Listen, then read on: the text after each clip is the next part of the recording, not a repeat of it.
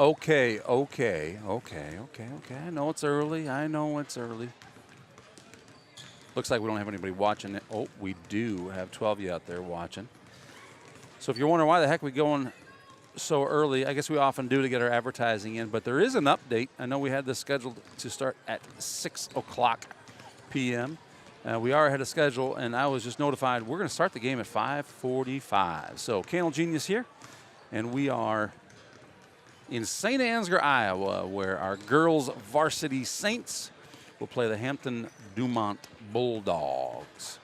And we're going to go ahead and move to some advertisements here. We got the ticker ticking down, 13:07 right now before game time. So we're going to go ahead and move to some advertising. Thank you to the advertisers who helped support Saints TV, keeping the stream alive, to those who are unable to cheer from the stands. So we'll be right back after this with a little bit of pregame activities and tip-off at 5:45. Girls varsity coming up.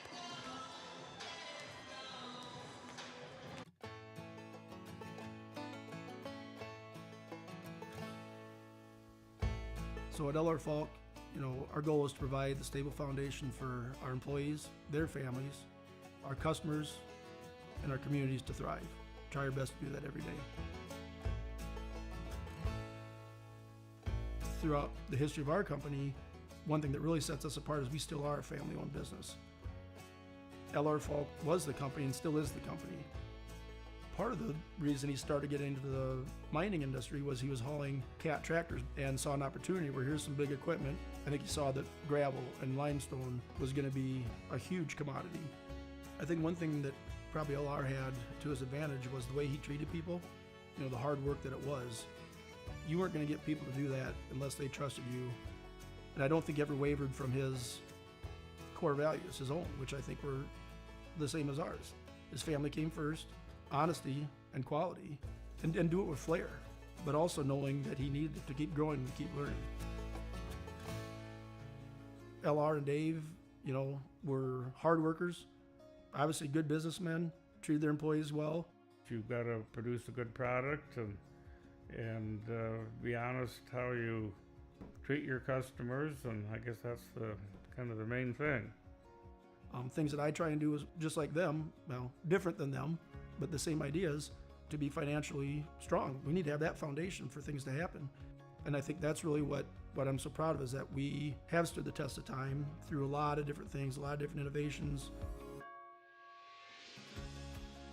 Keeping the equipment modern, even just trying new innovations in the crushing world.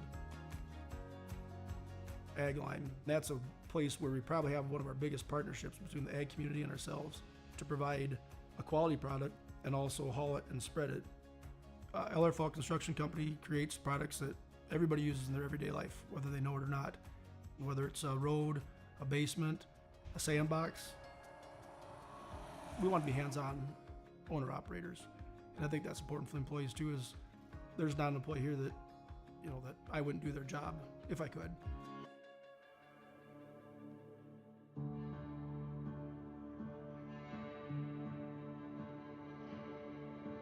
Partnerships might be the biggest word, because our employees, it's a partnership. Our customers, it's a partnership. Our communities, we feel, is a partnership.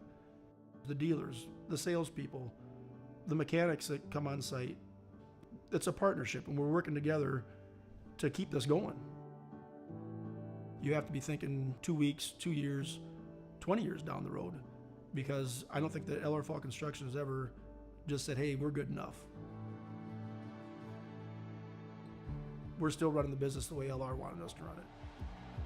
Quality, products, and service can't take a back seat. For 100 years, we've been there for who needs us.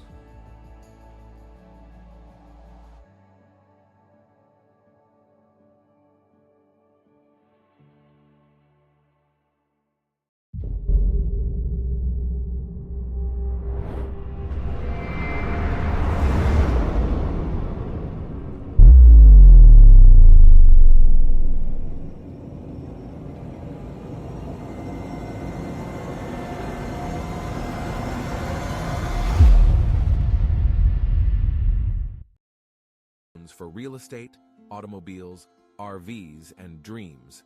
Whether you are buying your first home, taking a dream vacation, or paying for life's little extras, we have a loan that will fit your needs. Saint Ansgar State Bank, local since 1891.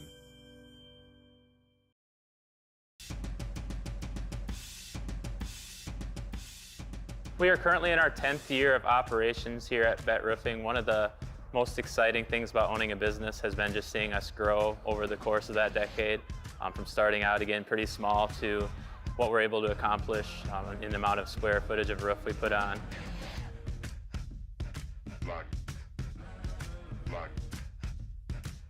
So this year will be our first year of being full-time roofing. So kind of what our plan is to keep on doing what we're doing right now, but obviously we want to expand and grow upon the business and probably branch out into different communities in North Iowa.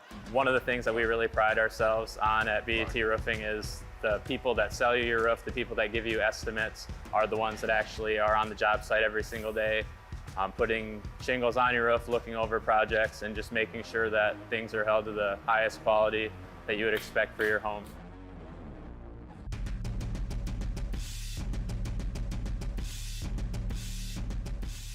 We know that roofing can be a pretty crucial part to protecting your house from the elements, so we make sure to be as responsive as possible to get out to your house, and if we need to cover something up short term, but we try to also make a priority of as our customers contact us and reach out to us, getting them on the list and moving forward as soon as possible.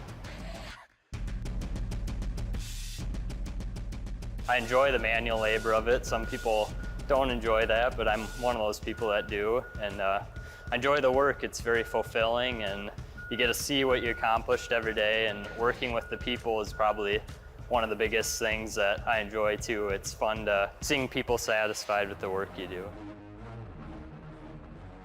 One of my favorite parts about roofing is seeing the physical progress you make on the job site each day.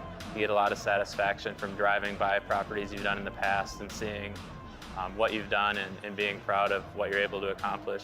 Definitely is a lot of hard work, but it's definitely worth it in the end as well.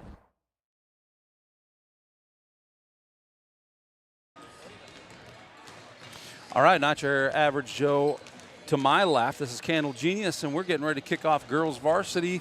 Saint Ansgar Saints versus Hampton Dumont. Hampton Dumont Cal Bulldogs tonight here in the house. Yeah, I always forget Cal too. Cal too. Sorry, Hampton Dumont fans. 6 minutes to tip here in Saint Ansgar. Thanks to the kids who helped us with the JV girls and boys. We've said from the beginning we want this to be student driven and obviously benefit students, yeah. And awesome to have them involved. And there's a bunch of kids behind the scenes too, off the microphone, that are helping us with graphics and some of the cool things that we're doing. So Duke Scoop's not here tonight, Eric, so it's just you and me, man. Here we go. Pretty simple show. To my right, Slammin' Sammy is running the camera tonight. So if you got any complaints on the camera work, keep them to yourselves. He's just a fifth grader. Come on, people. But Sammy is a guy, he's a perfectionist. This guy he loves to do things well. And he helped us with the camera the other night. He's also super involved with the game. So there's a couple times Sammy missed the play, and he was just beating himself up. Oh, my gosh, I missed it. So he wants another chance tonight, and I said, man, absolutely. But no better way to learn to do it well and by getting a little practice in. So thanks for being here with us tonight, Sammy. Let's talk a little bit about the matchup tonight. Hampton Dumont Bulldogs come in 0-3 on the season. They played their first game 12 days ago, so they got an early start. Man. They have played they're a 3A team. Okay? St. Ansgar's 1A in both boys and girls. They are a 3A team. They have played two ranked 3A teams. So they are 0-3 with a close loss to Nevada, who's in their conference. That's their one conference game, but then they lost to Algona and Ablington Parkersburg, who I think are ranked 9th and 11th, respectively. So they come in with 3 losses, but to 2 really good teams and a conference loss. Number 33, Charlie Morton. She is their leading scorer. She, again, will wear 33 tonight. We suspect they have the home and away number thing going on, so we may have to change our numbers here. But we're guessing that their odds are on the road, and we'll see her tonight in 33. Number 15, Lily Hambley is the leading rebounder with 10 rebounds a game. They do not have a lot of height. We talked to the girls in the JV game about this. Cruzy and Borg, who both happen to be tall themselves, right? Just looking through the roster, their tallest listed girl for Hampton is 5'9" tall. Compare that to Lindsay Cruzy at 6'2", Natalie Bork at 5'11", Amelia Porsche at 5'10". That'd be our three kind of rotating bigs down low. So the Saints will have a height advantage tonight coming in.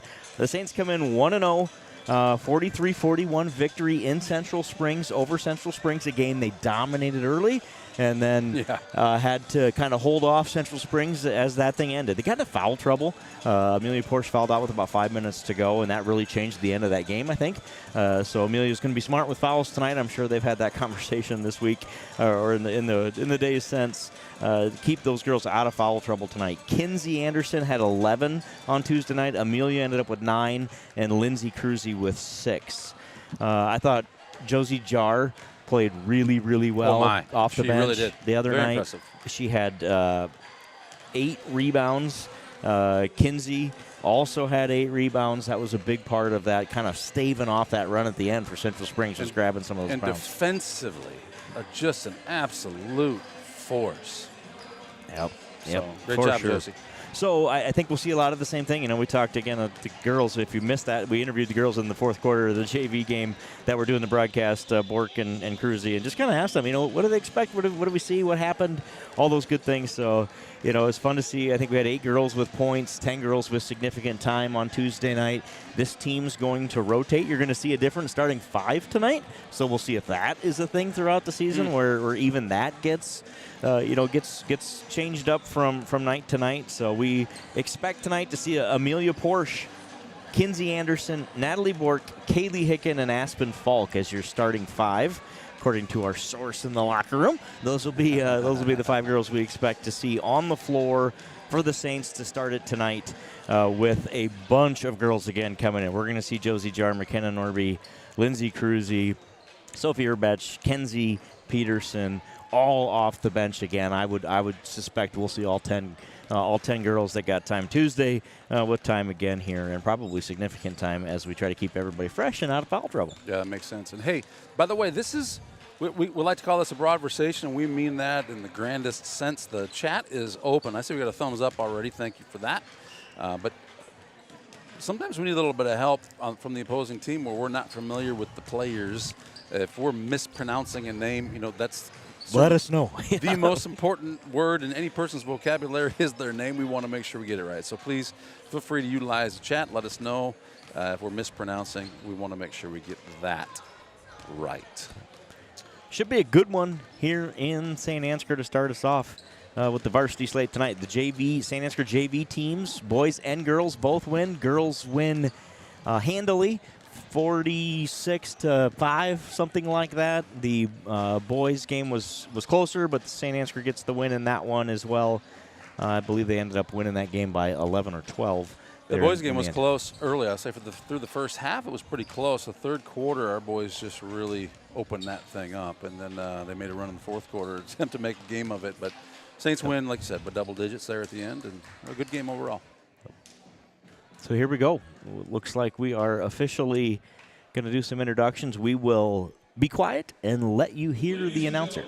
Welcome to tonight's girls varsity basketball contest between the Hampton Dumont Cal Bulldogs and your Saint Ansgar Saints. Please welcome our officials for tonight's game, Randy Jaden, Todd Griman, and Chris Sunkin.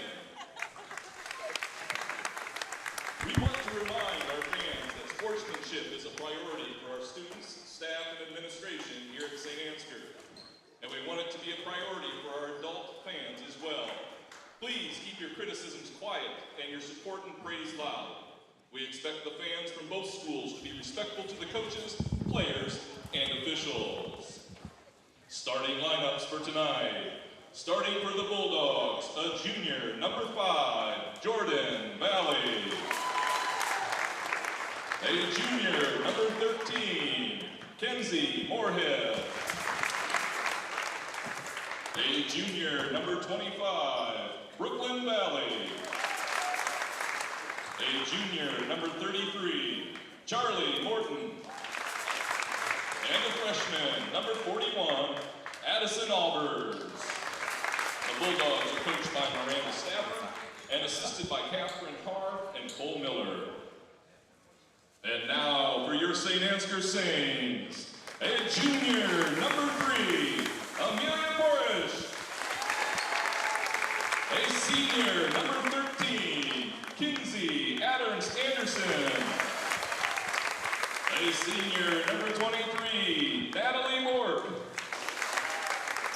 A senior, number 25, Kaylee Hicken. And a senior, number 31, Aspen Falk. The Saints are coached by Scott Caprice and assisted by Jeff Anderson. Ladies and gentlemen, we ask that you please remain standing and remove your hats as we honor our nation with the playing of our national anthem.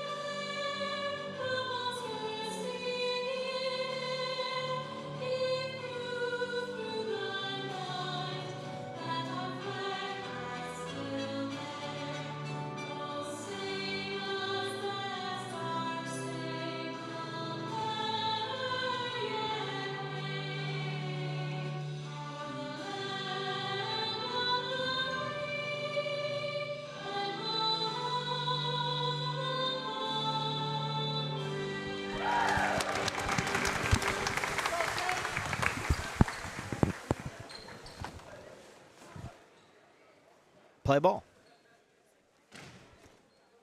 We are set to get underway here in Saint Ansgar. Saint Ansgar versus the Hampton Dumont Cal Bulldogs. Should be a good one. Like I said, I think the Saints will look to get our inside game going early. Use that height advantage if they can early on in this one. Yeah, I believe that's what we're going to see here. And it looks like you were talking about the double numbers. Odd must be away. Odd for must Hampton be away. Dumont Cal. Is that good? How I have it there? And just move it? Okay. Amelia Porsche, Kinsey Anderson, Kaylee Hicken, Natalie Bork, and Aspen Falk are your starting 5 for the Saints tonight.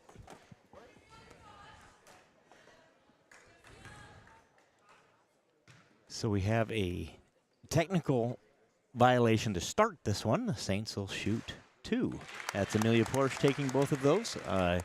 We will get an explanation, I'm sure, at some point. It may be next game when we tell you what exactly happened, but I believe this is a sign of a lineup error or a something like that. Yeah.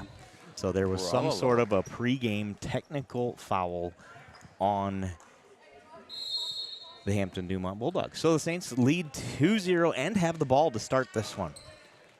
We'll get an explanation for you as soon as we can. Let's see if I can get an answer here for you. Is Falk at the wing. Into Bork.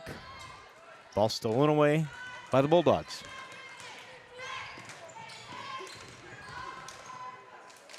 Good defense by Kinsey Anderson. Forces the ball out of the dribbler's hands, but off of her and out of bounds, so it'll stay with Hampton. That's junior Jordan Valley. 6 steals a game, 5 assists for her. And this would be twin sister Brooklyn Valley's 25. I believe there's your anecdote of the night. We have twin sisters for the Hampton Bulldogs. Jump ball. Good defense by Natalie. Bork forces the jump ball. It'll stay with Hampton. Valley inbounds, looking for Valley. Sister finds the other sister, lays it up, no good. Rebounded by Hampton. But they're going to rule that St. Ansgar's ball. I believe they called that a jump ball as well. Possession arrow goes back the other way. Fast start here in St. Ansgar. A lot going on here to start this thing.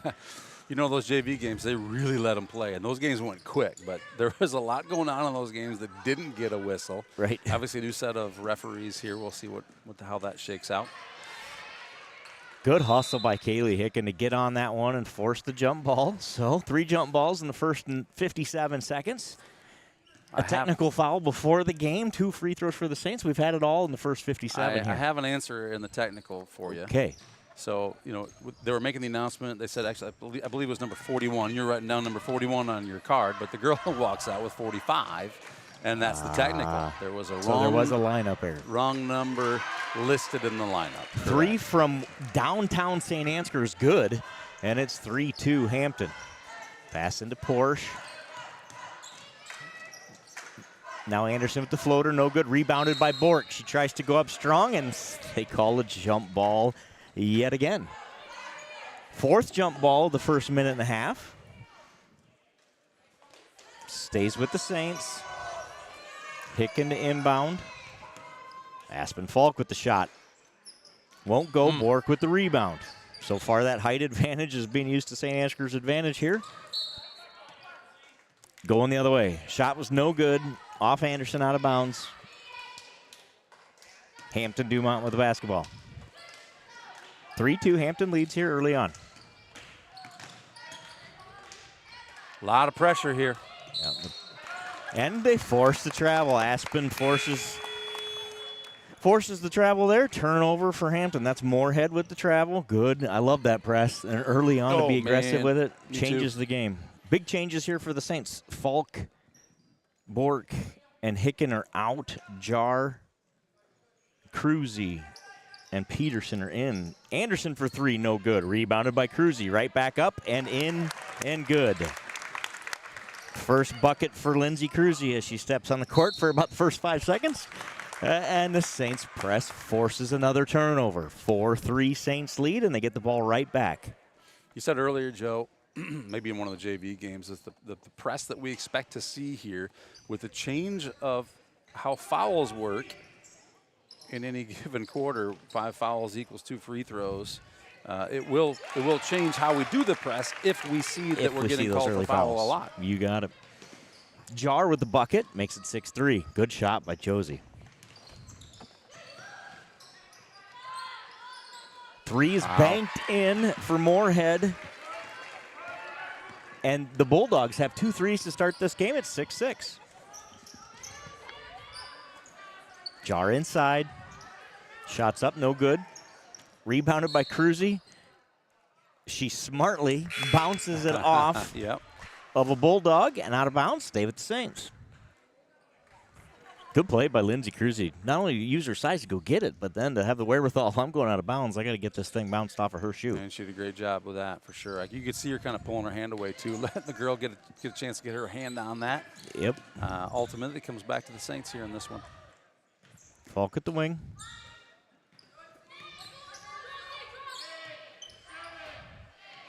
Shot clock's winding down. Kinsey Peterson for 3, no good.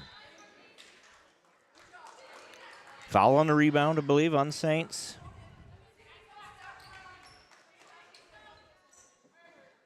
One foul for each team here. Yep, so that's 33 for the Saints. They give that one to Jar. That's her first.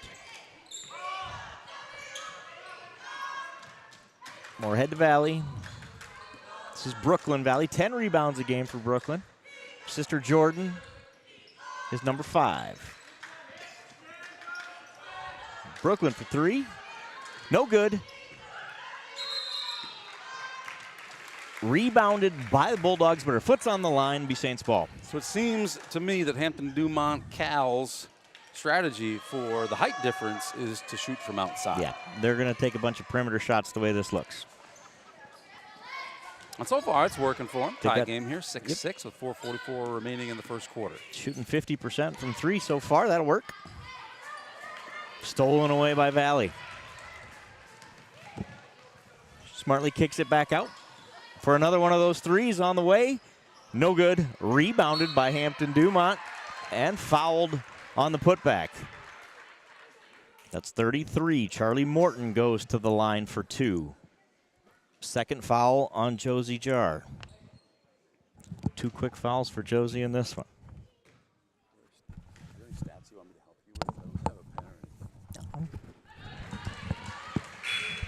First free throws up and good.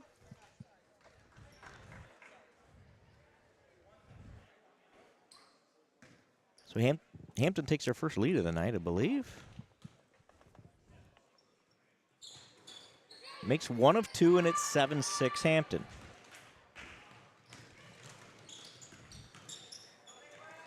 Kenzie Peterson deflected around, but Saints maintain control. This is Falk. Takes a three-pointer. Got it. 3 is good for Aspen Falk, and she's on the board with her first bucket of the night. Saints lead 9-7. It's a nice shot. There's that full court press again. Hampton breaks it. Gets the ball across. Takes some 10 seconds, almost a full 10 seconds to get that job done. 3 for Valley's good. Brooklyn Valley for 3. And Hampton Dumont, I believe, is 3 for 5 from 3 to start this thing. All 9 of their points on three-pointers. Did they call that? They must have called that one a 2. No, there it is, 10. I'm sorry. Yep, 10, 9-10. They have a free throw as well. Okay, I was going to say that. Yep, there. Now they have her at 10. So early in this one, the Saints have 4 girls with a bucket. Crucy with 1, Jar with 1, Aspen Falk with a 3, and Porsche hit the 2 free throws on the technical foul to start the game due to the lineup violation on Hampton to start this. So their lineup card did not match their starting lineup. That cost them a technical foul early, and the Saints take advantage, get 2 on that. So Saints trail 9-10, 3 minutes, 43 seconds to go in the first quarter. Anderson to Hicken, over to Porsche, thinks about a 3. Bork back on the court for the Saints, as is Porsche and Hicken. Amelia in the corner, steps out of bounds. Turnover Saints. That'll go, send the ball back the other way. Good move, just got her foot right over the line. You can kind of see it from here. Her toe just kind of nipped that line. Saints press here and foul on the inbounds. They're going to get Aspen for the foul on that one. Good pressure. Just a little too aggressive. That is the Saints' 3rd foul here. Josie Jar with 2, and Aspen now with her first. Very close there to a travel or an over and back, whichever one you'd like. Taking your pick, but I think the travel was seemed a lot more likely, but no whistle nonetheless. Correct. Entry pass is a little long, and that'll be a turnover for the Bulldogs. Ball go to the Saints.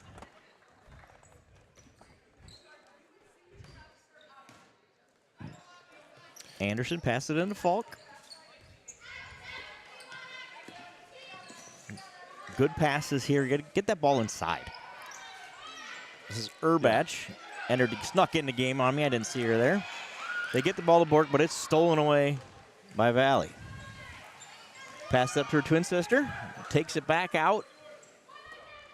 And Kinsey Anderson with her first steal of the night. Great steal. She lays it up, and no good, but it's rebounded by Porsche. Puts it up, no good. Rebounded by Urbach. Back to Anderson for 3. No good. And it's off the top of the backboard. It'll go to the Bulldogs. Those Saints are a little chilly shooting here early in this one. Yeah, 2 of those shots should have gone. The third one, even the 3, was uncontested.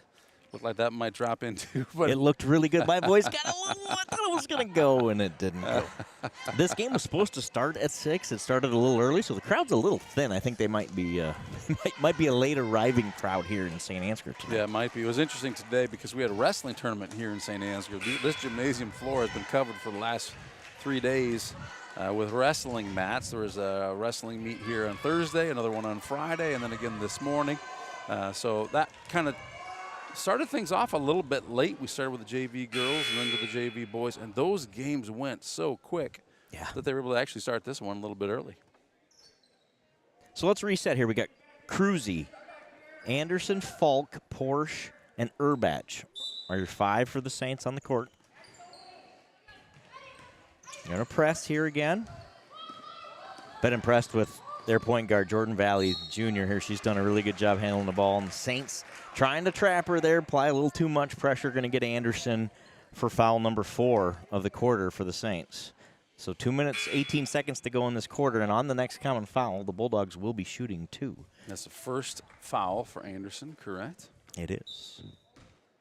Nice to have home scoreboard tonight. Going to help us out with some of these stats, too. Love having that points and fouls board. Makes my job easier. Which is what this is all about, is making my job easier, right? That's what it's all about.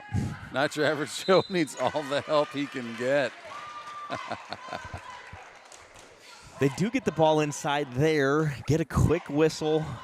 I believe that's going to be on Peterson. Yes, on Kenzie Peterson. That is her first, but the Saints' 5th of the quarter. So they will shoot 2 the rest of the way with the new rules. First one's up, no good. This is Charlie Morton at the stripe.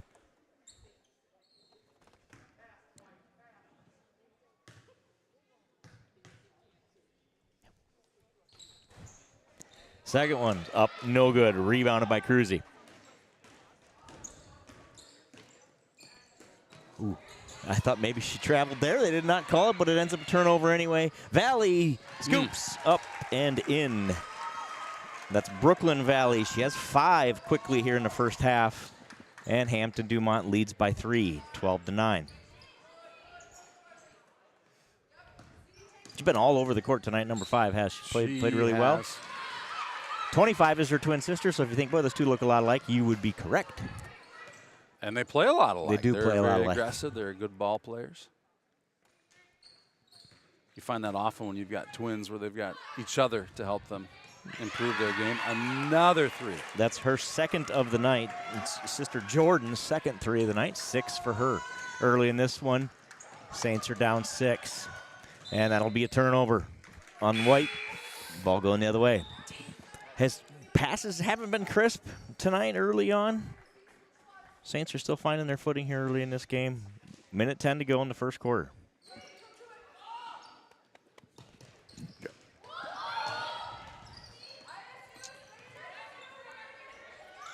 Deep 3. Got it. Brooklyn Valley has 8 in the first quarter.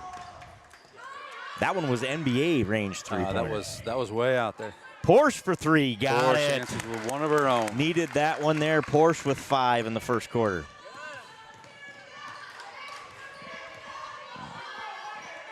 (18-12), Hampton Dumont leads. Outside perimeter shooting has been lights out for Hampton. Here driving a little floaters, no good. But Hampton gets the rebound. Shot back up, no good. Rebounded by Anderson. Shot clock is off. We've got less than 20 seconds here. Gonna get a kick on Hampton, so it'll stay with the Saints here.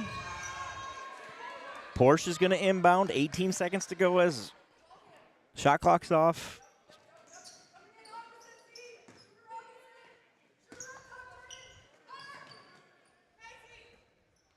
Falk at the top of the key. 7 seconds to go. Anderson for 3. No good. Rebounded by Moorhead. Clock's going to expire. That one will be no good. And at the end of 1, it is the Saints trailing 18-12 to Hampton Dumont. And we're going to be right back. Actually, you know, before we go to break here, let's take a thank you to FSB and Grain Millers. Thanks to your generous contributions. Our Saints students, Joe, they get to come to these games at home absolutely free of charge. It's so great to see. And that's because of the generous donations of FSB and Grain Millers, who paid to make sure they can get here for nothing. Yep, that's a big deal for a lot of people in this community, and it helps promote attendance and promote everybody getting everything that they possibly can. Thank you to both FSB and Gray Millers for making that happen. You bet. And if you're out there watching this game from home, Saints TV is partnered with Give Butter as our donation platform of choice. So if you're sitting at home and you're watching this game and you're thinking, I'd like to contribute to help keep this stream free for those who are unable to cheer from the stands, like maybe you are tonight, this is how you do it. Scan the code and donate 100%, Joe. 100% of the proceeds go back to the school here in Saint Ansgar. So we've got a lot of generous donations, a lot of great people out there who have given this year. Thank you to those who continue. Some are giving every single game as if they were paying for a seat at the game. So we really appreciate that.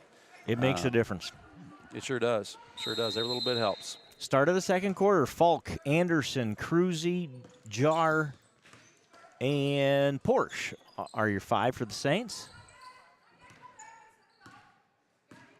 Hampton has not done a lot of substitutions here. I believe this is their starting 5, with the exception of one, and they've kind of rotated it that way. They've got one girl that's come off the bench. Other than that, it's been the same 5. To get the ball inside there, up and in for Charlie Morton, her 3rd of the night. Good pass there. Creates the outscoring opportunity. Aspen Falk, no good. Rebounded by Porsche. Amelia's been all over the boards tonight. Into Cruzy. Gets the ball stolen away by Morton. Was trying to go up with it. I think lost the handle. Morton ends up with it. And it's Bulldog basketball.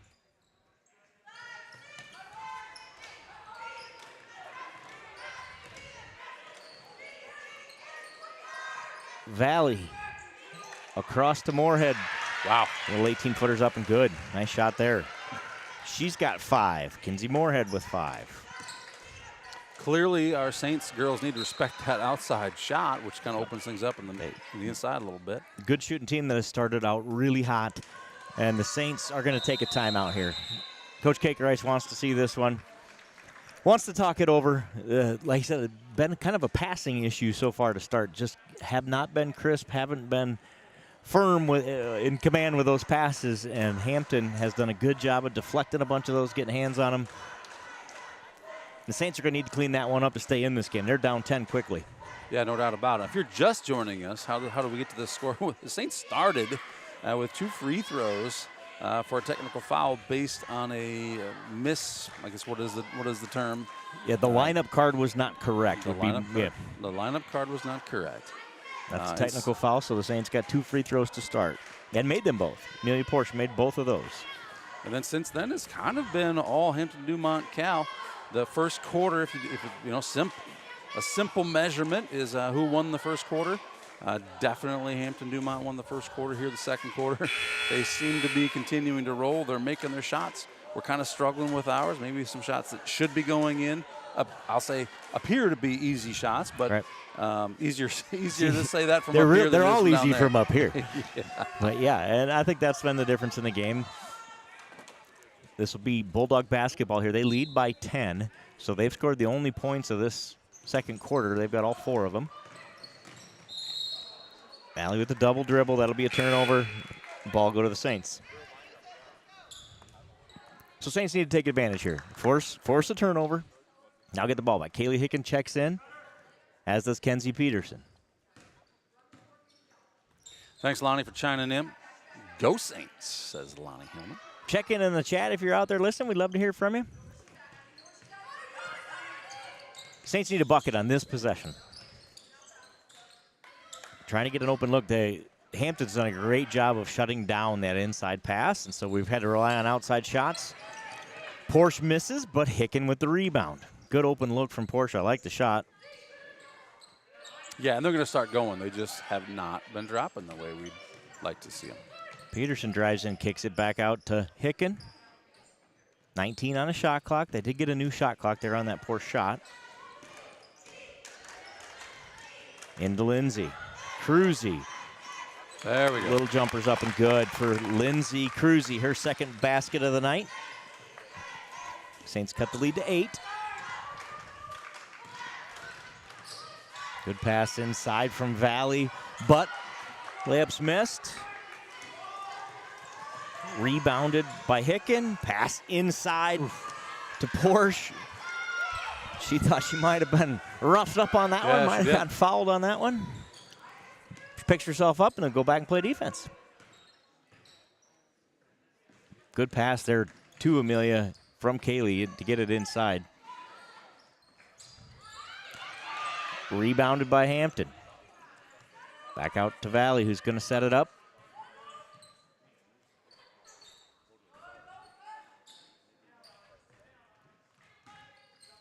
Screen at the top. 18 on the shot clock. Get the ball inside, but denied nicely by Cruzy. 8 on the shot clock, takes 3, no good. Rebounded by Cruzy. Kicks it out to Anderson, who's going to push. Doesn't have the number, so brings it back out. Wow. They are letting them play contact in there at the top. Porsche, the floater, no good. Rebounded by the Bulldogs. Madison Hillscove with the rebound. Up to Valley, drives into the lane. Takes a wild shot, but she's bailed out with a foul.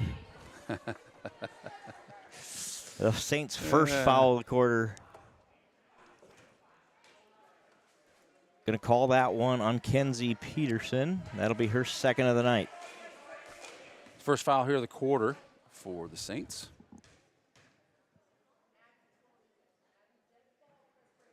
First one's up and good.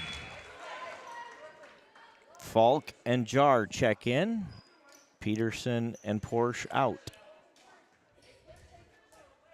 And the foul rules are a little different this year, aren't they, Joe? They are, yep. So the fouls reset every quarter. There is no more 1-and-1 in high school basketball. You get to the bonus at the 5th foul of the quarter. Rebound, offensive rebound. There we got one. Offensive rebound for the Bulldogs. Put the shot back up, no good. And then I believe that was Hicken was fouled on the rebound by Albers. That's her first of the night. And just the first of the quarter for Hampton. They have let them play this quarter, which I'm not opposed to. No, I'm not either. And you're right. There's been a lot of activity down there. Yeah, I think there's 2 fouls on that possession if they wanted to call it. Both ways, by the way, one of each. So let them play. Yeah, let them play. Let them play. One on them, one on us. Let them play. Going to have to be physical, and I think that's what the Saints made this the test the Saints needed is got to go be physical inside. But defensively, Hampton just looks good. Yep. Their shooting has cooled off, and that has kept the Saints in this one. Jordan Valley with the bucket. As you're saying, as I say, she's cooled off. She's kind of going to the floor. Throws one in. That was a wheel. That's a good description for that. She's got 8 in the first half.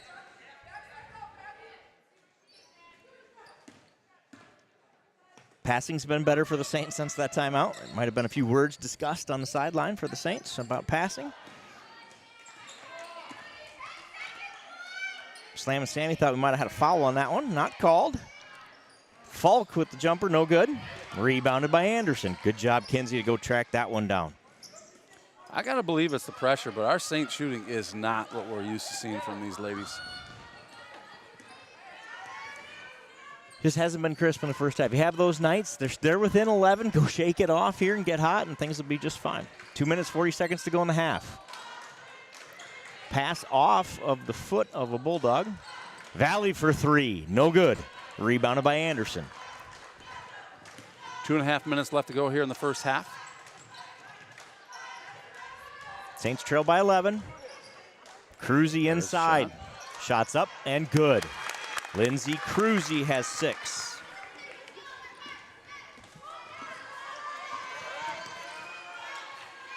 I think we said it last game, when Lindsay gets that shot, and I see it here, a little more Madison Hillman-like to turn and shoot, and I think she's still taking one extra little hop there, but I think you can see her working on that, utilizing the height to her advantage. Don't get that ball down. Don't take a dribble. Just turn and shoot when you get the ball on the inside like that. Yep, she did a much better job of that on that possession of I'm just going to turn and shoot. Yep. She got a really nice touch on the ball. and gets 2. Hampton wants a timeout, so they call one here. 2:03 to go. Saints trail by 9, 25-16 to Hampton Dumont Cal. 2 minutes to go in half. Let's go through a few numbers here. Lindsay Cruzy has 6. Amelia Porsche has 5. Aspen Falk with 3, and Josie Jar with 2. Saints have just 4 points in this quarter. They've been cold shooting-wise, coming around here in the last minute. And Hampton has cooled off. They came out red hot, scored 18 in that first quarter. And they've come back to earth a bit. They have 4 made 3-pointers. That's incredible job of shooting threes. Hey, shout out to Rob Meyer. If you heard a little different announcing voice tonight, that was Rob Meyer. And he's also the guy that gave us the secret as to how do we start off shooting free throws. So thank you, Rob, Helping for your us out. assistance on that. Often you see Rob chiming in here on the chat, but he's working the game tonight. Did a great job with introductions. 8 seconds on the shot clock. Valley for 3. No good. That's off of Saint. Out of bounds to the Bulldogs. Natalie Bork knew it was off of, Yep. I don't know if it was off of Josie or Amelia, but Josie, so yeah. she went and tried to go get it. Yep, Natalie knew that thing's going out on an off-a-white jersey. I got to hustle. So she did what she could, but just didn't get there in time. 2 seconds on the shot clock here.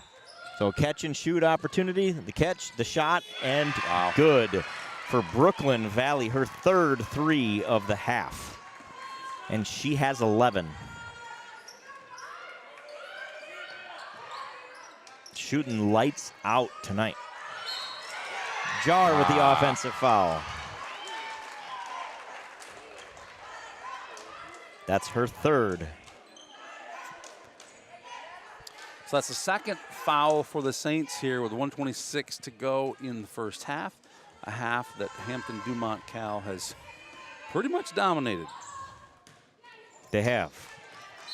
Aspen Falk with good defense. She gets one of those jump balls in our favor. Good job by Aspen to jump in there and get a hold of that errant pass. Possession arrow to the Saints. I said the last time it worked, I'm saying it again. Saints need a bucket right here. Well, you were right last time, and you're right this time as well. Hicken into Bork. Back to Anderson. Anderson drives the lane, scoop, no good, gets her own rebound, shot up, no good, but she's fouled. She'll go to the line for 2.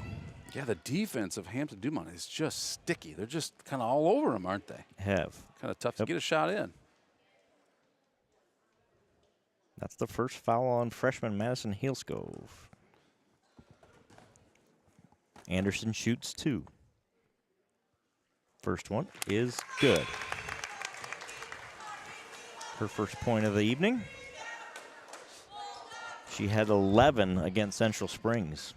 Really was the key to keeping the lead in the second half of that game last week. Yeah, the game, the Saints came out strong.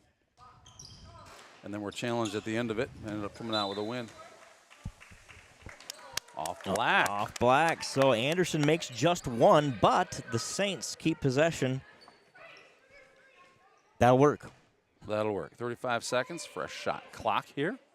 So we didn't get a bucket, but we got a point, so now we'll get the bucket. How about that? Well, I'm in favor. Hicken trying to get the ball inside, not there, so she passes it around. Anderson There's to Falk. No good. Rebounded by Hicken. Great job, Kaylee Hicken. Anderson for 3. No good. Rebounded by Porsche. Saints get a couple offensive rebounds here and look to take advantage.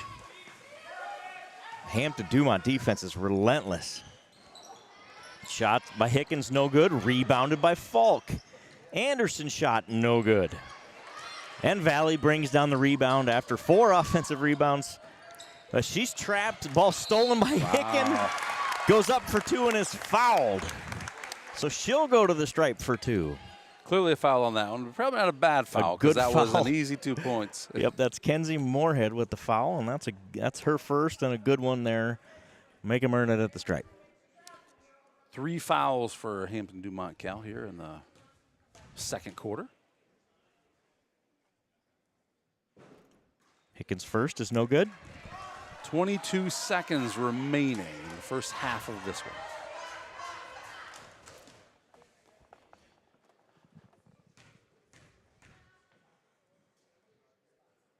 The second is up and good. Kaylee Hicken with her first point of the night. Saints deficit is now 10 points, 18-28. Hilskill shot, no good. Excuse me, that's Albers, no good. And it's rebounded by Falk for the Saints. 9 seconds to go in the quarter. 4 seconds. Tapped away. Shots up by Hicken. No good. Good job just to get it off by Kaylee. After a couple of passes, again, a little out of sorts there to end the half. And that'll do it from the first half. The Saints trail Hampton Dumont 28-18. And with that, we're going to take a little break here. We'll come back with some first half stats. Stay with us. This broadcast is brought to you in part by Box K Beef, premium wholesale beef. From our place to your plate. Cast brought to you in part by Gordy's Repair in Stacyville, Iowa. Farm Bureau Financial Services. It's your future. Let's protect it. Contact Agent Brian Putney with offices in Saint Ansgar and Stacyville, Iowa. Our 124,000 square foot facility houses the latest in design, manufacturing, and finishing technology. And most importantly, it is home to a dedicated group of team members committed to providing the best products and services for our customers. We have a lot of honest, hardworking employees working together to create the best product and get it to our customers in the most time-efficient manner to keep the ag industry moving. I would say that the key for Wold's success is truly in our employees and the fact that they care so much and are so passionate about the wheel that they build or the wheel that they ship out. Our advanced powder coating process provides a durable, uniform, and protective surface and is available in a variety of colors. Powder coating is the fastest growing finishing technology in America and is friendly to the environment. It's top-notch equipment that we use. We use all nice GEMA spray equipment guns. I mean, they're top of the line, and it just makes everything easier when you have good tools and to work with. Most of our welding is still done by hand, but our robotic welder is designed for unprecedented speed and precision and completely automates the handling and welding of component parts. CNC machines provide highly advanced automation and extremely accurate creation of parts and are utilized on both large and small orders. We often give tours to outsiders that come in and they're just amazed at how clean our facility is, and I have to give the kudos to our employees for caring about the space that we've given them to work in. They take a lot of pride in it. There's been a lot of longtime employees at Wold's, and I think the customers know that and they can see it and realize it, and I feel like that's why they keep coming back, and they know they're going to get a good product.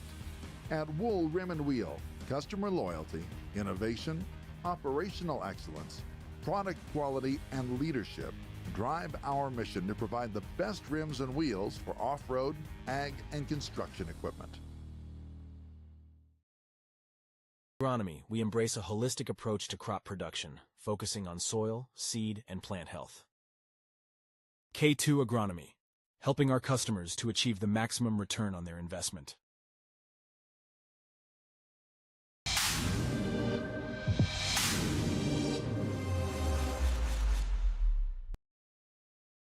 This broadcast is brought to you in part by Canine Cabin Kenneling and Pet Services in Stacyville, Iowa. Focus Insurance Team's experienced agents understand the unique risks and needs of the agricultural community. They offer competitive rates and comprehensive coverage to protect your farm, equipment, crops, and livestock. Choose Focus Insurance for reliable service, market expertise, and peace of mind.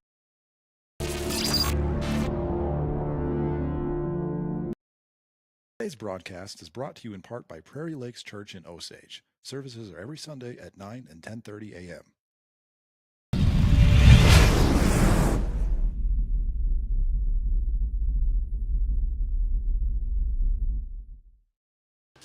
When your lenders aren't farmers, it's pretty easy to make a harvest ad for them. But when your lenders are farmers, like at FSB, things get a little more complicated. So do us a favor and just ask us how we can help you grow your operation. Wait till I get to tell them we still have to scoop manure tonight. You're looking for a great place to watch the game? Try CB Brandt's Pub and Grill in Saint Ansgar. Want to see today's specials? Facebook search CB Brandt's Pub and Grill. 1,000 followers, can't possibly be wrong. All right, folks, time to get real. If you're not subscribed to the Enterprise Journal, you are missing out. What a great Mitchell County newspaper. They cover sports, they cover music. They cover it all from Osage to Saint Ansgar to Riceville, the student activities, the political environment. If you are a resident of Mitchell County or once were a resident of Mitchell County, you owe it to yourself to keep in touch. Great editorials from Cassandra Leff, always entertaining editorial from Lindsay Falk. Every issue, every week is packed with value. You've got to subscribe today. Call 641-713-4541. Do yourself a favor. You deserve it. Subscribe today. Call the Enterprise Journal and get yourself a copy coming every week. Tell them Candle Genius sent you. For nearly 30 years, we have been a partner to the communities in Northeast Iowa, fulfilling the energy needs of our neighbors and friends. A good partner knows your business and understands your needs. Providing the highest level of service possible is our mission. Our customers count on us to reliably and safely deliver the fuel products they need to keep their productivity high whenever the need arises. We are continuously improving our capabilities by adding storage, improving the fleet, or utilizing new technology.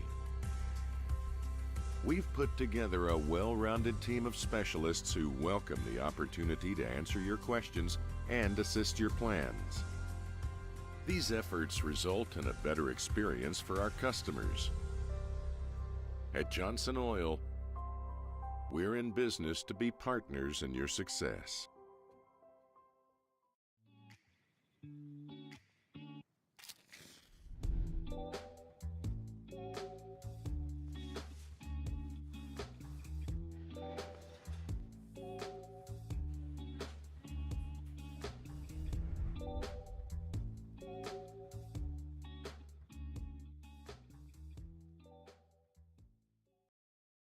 For work or for play, having a driver's license is pure freedom. Saints Driving School offers year-round driver's education classes. Why would you wait? Call 641-420-3594 today. Saint Ansgar State Bank has a strong commitment to farmers. We provide the highest level of service with quick turnaround time, competitive interest rates, flexible payment options, and the ability to work with you on any size loan. Our agricultural banking specialists are experienced in farming and understand the important role agriculture credit plays in your operation. Because of our ability to make local credit decisions, we respond quickly to your total agricultural financing needs. Saint Ansgar State Bank, helping you meet your financial goals.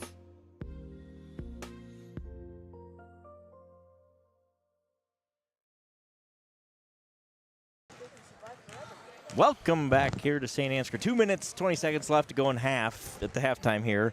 Let's go through a few stats. Amelia Porsche with 5 points in that first half. She's got a three-pointer. Kinsey Anderson with 1 free throw. Kaylee Hitkin with 1. Aspen Falk hit a 3 early. Josie Jar with 2. And Lindsay Cruzy leads with 6 points for the Saints. Josie Jar in a little bit foul trouble with 3 fouls. Kenzie Peterson has 2. For Hampton, the story of the game has been three-pointers. They have 6 made 3-point field goals. That is the story of the game. They have, I think, 4 free throws and 2 field goals. So that has 2-point field goals. So that has been their hot shooting early in this game. Got out to it quickly. They scored 18 in the first. Both teams cooled off in the second quarter. Not a lot of scoring in that second quarter. 10 for Hampton, Dumont Cal, and just 6 for the Saints. It's hard to believe anybody's in foul trouble the way they were letting them play the first half. You are I was right. Like, really? They only Josie's called sending fouls on fouls Josie, I out? guess. Because, yeah, you are right. They absolutely are letting them play early in this one. Hey, but this is basketball. It's a 10-point deficit. Right. 18-28. Saints are down by 10. Yeah, But get a man, couple that can stops turn and so a couple fast. buckets, and Yep. this thing's going the other way in a hurry. And that's what the Saints need to do. They played much better defensively, just getting those shots disrupted a little bit there in that second quarter, and that certainly made a significant difference. We say Hampton cooled off shooting-wise a little bit. Some of that is our defense got better too.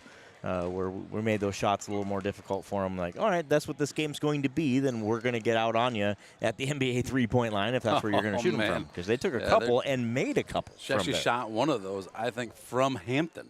Right. And it just nothing but net. But I've seen enough basketball to know that keeping hot like that the entire game is a very difficult thing to do. The Saints are going to come make some adjustments at halftime. They're going to shut some of that stuff down. And in the meantime, we'd like to see the Saints make some of those three-pointers. How many three-pointers did we make the first half? Just one? The Saints made 2. Aspen's got 2. 1, and Porsche has 1.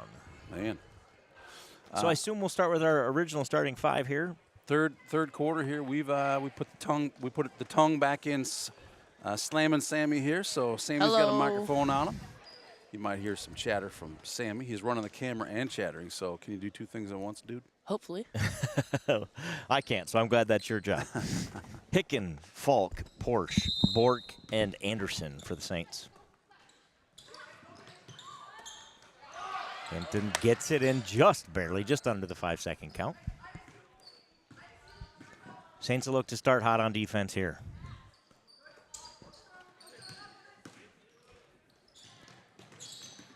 It's like Saints have decided to be sticky themselves on that defense.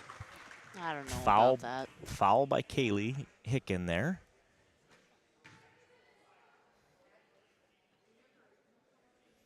That is Hicken's first foul of the night. If they could miss these, that would be amazing. That'd kind of be nice, wouldn't it? But I don't think it'll happen. She's a pretty good shooter, pretty She's good a good shot. shooter. That's a good-looking free throw there. As long as we can keep the lead under 14, I think we can have a chance at coming back. Saints have to keep it close while they get heated up here, shooting-wise. I agree. She makes both. That doesn't help. And it's 30-18 Hampton Dumont Cal. Let's see if this end of the iron's a little kinder at this end for the Saints.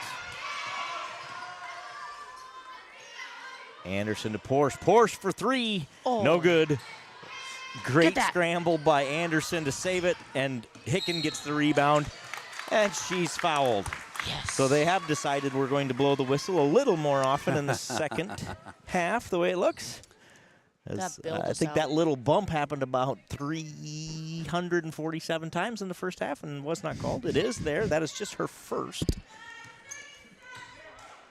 And that was on 25. That Brooklyn, was right? Yep, that is her. I just saw the 5, and I thought, was that Jordan's foul? But no, that was her sister. Porsche into Bork. Oh, man. Tested pass. Do we get a jump ball? Sure did. Jump ball. Good job by Bork to hang on and fight for it. Make it a jump ball. It'll stay with the Saints on the jump. Possession arrow is in your favor. I can never tell when it's whose ball it is off of them. Hicken, Pass the it in. inbound. Gets it into Falk. Again, pushing that 5-second count, but gets it in.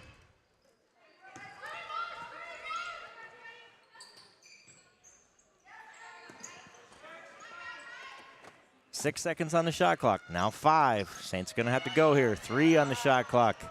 Not going to get it off. Turned over to the Bulldogs. They push. Good pass inside to Hillscope. Yes. No good. Gets her own rebound. Shot back up. No good. No foul call. Saints rebound. Anderson for 3. Oh, no good. Man. Short.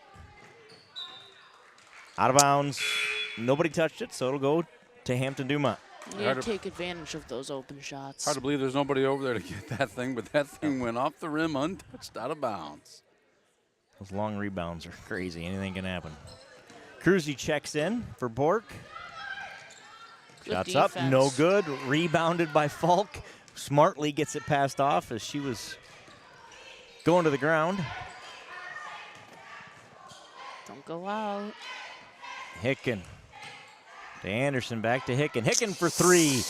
Ooh. No good. Oh, Rebounded, no. gets kicked around, and now is retained by the Saints. Hicken with a hustle play there after the ball bounces around a couple of times. Into Cruzy. Cruzy back to Porsche for 3. Man. No good. Oh, my gosh. Good It's gonna hustle be a there. jump. Kaylee Hicken with the hustle play. Forces the jump ball. Jump ball going to New. Goes to Go Hampton. Hampton's. Go to Hampton's way. But good job by Kaylee to force that. You know, that was not her ball, and she went and made it her ball. Yes, she did. Look. England drives in again. Just puts her shoulder into Cruzy and throws it up over the backboard, and they call foul. England will shoot 2. I'm not frustrated at all. Probably knocked the one out of her, too. So I can't imagine how frustrated Lindsay is, because I'm this frustrated watching it. And I get it. I mean, I understand the call. I'm not being critical of the officials. I'm saying it's just a tough. What do you want me to do? My arms are up. You know. Yep, I'm with you. I'm with you. It seemed like she put a shoulder into her and went down, and yet she's shooting free throws here. So that's basketball. It's a tough game sometime, and basketball. England hits both. And you made the comment too about being bigger is sometimes a disadvantage like that. It does seem like that in high school basketball. We're going to call the big kid for the foul a lot. Yep.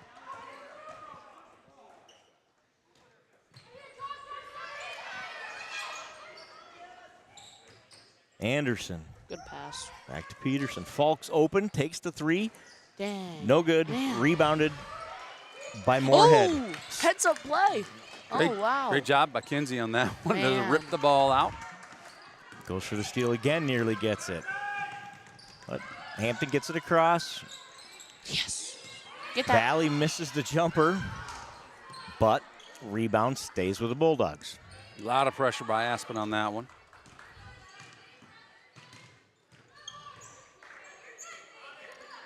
Hampton's lead is 14. I think Sammy said that was a key number, so we need to stop here, Sam. Yep. Thought about the 3. Pass inside. Yes. Again, good Fast break. aggressive Take tee by advantage. Kenzie. No call. We'll take it. Anderson the other way. Oh, nice. No foul call, but ball out of bounds off of the Bulldogs to be Saint Ansgar basketball under the hoop here. No, could have used that foul. Probably could have. We'd have taken it. We wouldn't have complained about it, would we, Sammy? No. Hicken in for the Saints. Hicken, Cruzy, Anderson, Porsche, and Falk for the Saints. 3 seconds. I think they called her for a foul inside.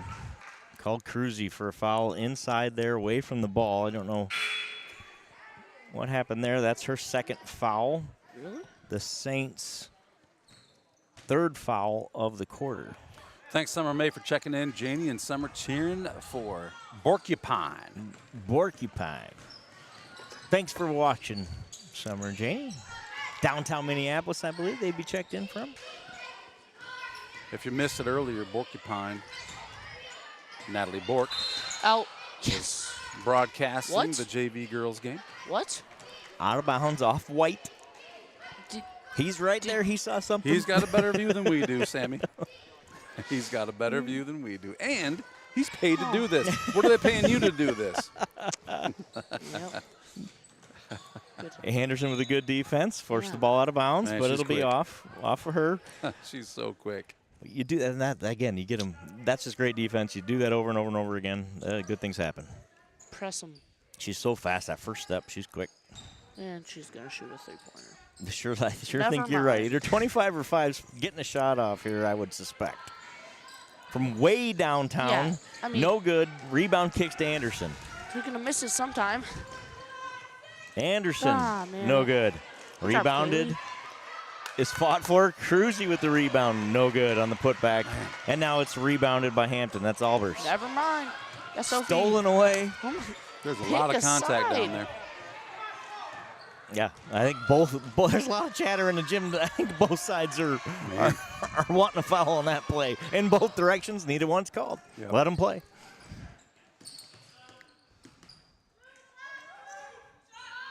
30 Nope. for 3, Short. no good. Rebounded by Hicken.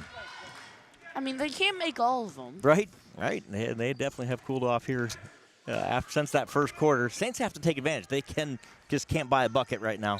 Basketball's tough sometimes in that regard. Don't jinx it. Right. Man. 14. Travel's called. Turnover for the Saints. Ball will go to Hampton. 14-point lead. 3 minutes to go in the third quarter. Saints have 3 fouls this Five, quarter. 5, 10. Oh, yeah. Stolen away by Anderson. She catches it. Shoots for 3. There it is. There it is. That was the huge. lid is off the basket. And now we go. Kinsey Anderson has 4 on the night. No. Oh. Exactly what they're doing to us. I didn't see that one. I mean, I saw it. I didn't see the foul in it. Anderson's called for her second. The 4th foul for the Saints in the quarter. So again, if this is your first time watching high school basketball this year, on the next foul, they'll be in the bonus. Hampton will be. They're no 1-and-1 anymore, and the fouls reset at the quarter. So at the 5th foul, you start shooting, and they reset every quarter. Oh, so the Saints cut the lead to 11 here. Good Need a defense. stop. 2.5 minutes to go in the third quarter. A little bit of a stiff arm there. And Double dribble. That's what we need. Turnover for the Bulldogs to be Saints basketball. We need to bring it down to under 10. Yep, that's how you crawl back in this thing, right? Is a couple at a time, chipping away, chipping away. Well, I think just making that three-pointer is a really big deal. We've shot how many in a row that we weren't making. Yep. Now that can turn things around. So let's go get them here. Kenzie Peterson for Good. 3. No good. Oh, man. Off her batch, out of bounds. She did a great effort to go try to save it and get it tossed back in, but her foot was on the line. Good shot. I mean, Yeah, you're open. That's a good shot. Keep shooting. That's what we said at Central Springs. We'll say it again. You know, the boys were cold in the second half. We keep shooting, boys. Keep shooting. Same thing here. They'll go. head up. Dang it. Little basketball Missed or that. a little My bad. football pass there. Gets the ball, beats that press, gets the ball across half court here.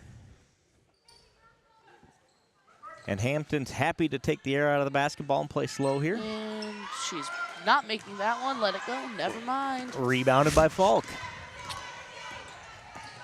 Saints again the opportunity to cut it to single digits. Cruzy inside. And one. Yeah. Shots up good, and she's fouled. Cruzy with 8, looking for 9. I mean, this is what you guys were talking about before the game. I mean, we need to take advantage of the size difference, and that one was clear. I think I said it before she took the shot. She was grabbing her jersey. Yep. I don't know who made that pass, but that's a good entry pass there. I think it was Kinsey. And Cruzy did a good job again, keeping the ball above her head. Do the Madison Hillman, lay it up and in, and get the foul. I believe Madison's NIAC game was tonight at 1. So. Free throw for Cruzy's up. It is no good. No good. We don't get the rebound. Still a 9-point game. That's good. That's good. Continuing to be aggressive on defense despite the 4 fouls. And that's we could see that one pretty easily, couldn't we? We could get paid to do that one. So it'll be a turnover for the Bulldogs. Ball go to the Saints. Saints down by 9, 23-32 here in the third quarter with 1.5 minutes to go. Saints have been down by as many as 14 in this quarter. Clawed back nicely. Get a bucket here, and we got a new ball game. Hello. Interior pass. Porsche knocked off her feet. Can't handle the pass, and it'll be Bulldogs basketball. Yes! Falk with the steal. Should be 3 points. Up and in. Yeah! And the lead is 7. Almost Great jinxed job, that. Aspen Falk. Aspen Falk with 5 points tonight. Out. And saved nicely. Yeah, I was afraid of that. She was Aspen's What? out of bounds, and then comes back in. I'm confused. You know, I looked away on that. That ball was I thought it was going out of bounds, but Aspen did not let it go out of bounds? Nope. She tried to save it. She came from out of bounds, tried to save it. I don't believe you can do that. Commits the foul, Aspen does on the inbound play. It's not. Well, That's a tough one. That's a tough one. Kind of a 50-50 ball, but generally they're going to give that one to the offense. Yeah, and that's her second foul here of the game. 55 seconds remaining here in the third quarter. 25-32. Saints only down by 7 here in the moment. Free throws up. Dang it. And good. Down by as much as 14 here in the third quarter. As long as... Is this 45 shooting here? I can't see the number. 40? 2. We got a 41 or a 45? 45. This Hillscove makes both. All odd numbers here tonight, Sammy. So back to 9-point lead for Hampton. Yeah. Scott Caker-Ice, Coach Caker-Ice saw that one. Was helping the refs there, point that one out. That's the third foul on Moorhead. And they do not have a deep bench here. Hampton does not. So a lot of... Oh, my gosh. Foul trouble would be significant trouble for Hampton. Ball goes out of bounds off of Cruzy. It'll be Hampton basketball. As soon as they get 5 fouls, I feel like the refs are going to be calling a lot more stuff. 47 seconds to go in the quarter. Valley travels. Turnover.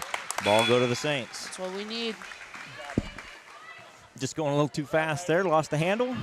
Another 3 would be nice. She's got to be grateful that was travel and not a charge because it was going to be one or the other. Cruzy was set. I like it. 40 seconds here to go in the quarter. Saints need a bucket here.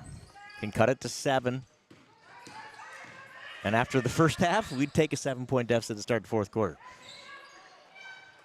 Porsche partially blocked, out of bounds. That'll stay with the Saints. I about thought they were going to call it their ball. 20 seconds on the shot clock, 27.8 seconds here on the game clock here in the third quarter. Good pass. Anderson. Oh, that's good. One less man. Kaylee Hicken, no good. Rebounded by Porsche. Thought that one was going in. I did too. We've got a pretty good vantage point up here. It's been easy to see those that weren't going to go in pretty early. That one looked like it was going all the way. Falk for 2. Got it. Good job. Saints cut the lead to 7. Time expires here in the third quarter. Oh, I missed that. I bet. And it is Saints 27, Hampton Dumont Cal 34 after 3. So the Saints cut into the lead there in the third quarter. They were down by as many as 14 at one point in this game. They were down by 10 at the half. Yep, down to 10 and a half. So in a game of quarters, I would say Saints lost the first and second quarter. Am I right in that, You Joe? are correct. Looking at the scoreboard there. But here in the third, they have won the third quarter and have a chance to take this game only 7 points down going into the fourth quarter. Yep. They hold Hampton to just 6 points in the quarter. So the first quarter, Hampton Dumont scored 18, 10 in the second, and 6 in the third. That's a trend. If you're a Saints fan that you like, the Saints scored 12 in the first, just 6 in the second, but get 9 in that quarter. Going to need a big fourth quarter here to complete the comeback versus Hampton Dumont Cal. And we're going to be right back right after this. Don't go anywhere. This broadcast is brought to you in part by Colbert Realtors, with service you can depend on and know-how you can count on. Saint Ansgar.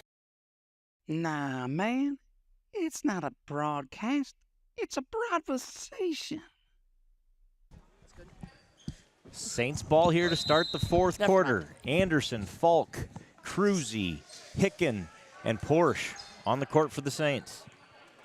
Down here. 7. Boy, be a bucket here, right? Makes it a 2-possession game. You feel real good about where you're at. Trying to get that ball inside to Cruzy. They do. Up. Bounces around, no good.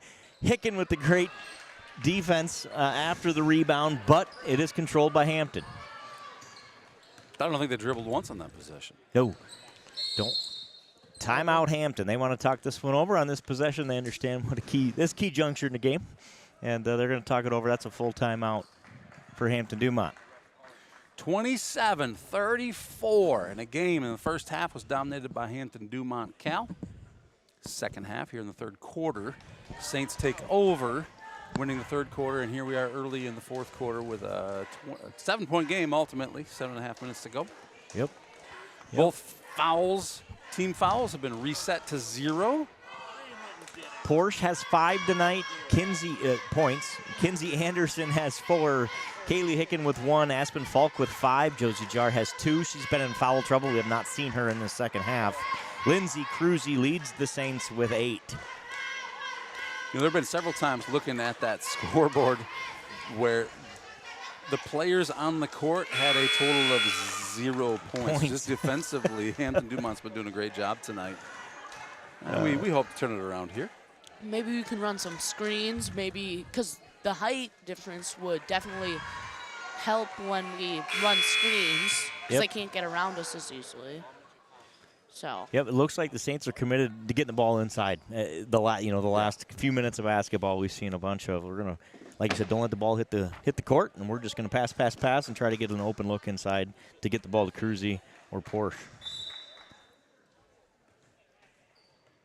He'll go to inbound.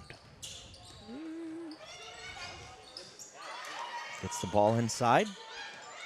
Ooh, between the legs. That's just bad luck there. That was a bad luck. Good luck for them, but bad luck for us. Pass, no doubt about it. Albers with the bucket. Pass to Cruzy inside, up and in. I don't know how that's not a foul. Is that Kinsey Anderson on the assist there? Yes, it was. That was beautiful. She did a great job Great on that. pass. Sets up Cruzy for her 10th point of the night. Yes. 3, no good. Saved. On the line. They say she's on the line to be Saints ball. So she attempted to save it. It was going to work, I think. I think the Bulldog was getting their hands on it underneath the hoop. But they rule she's on the line. So that ball's out of bounds to the Saints. One 3-pointer for us could drastically change the situation. No doubt. Back to within 7 here. Falk thinks about it. She did think about it. I thought about it for her at least. Peterson. Scrappy. Jars back in the game. Scrappy. Man. Stolen away by Valley.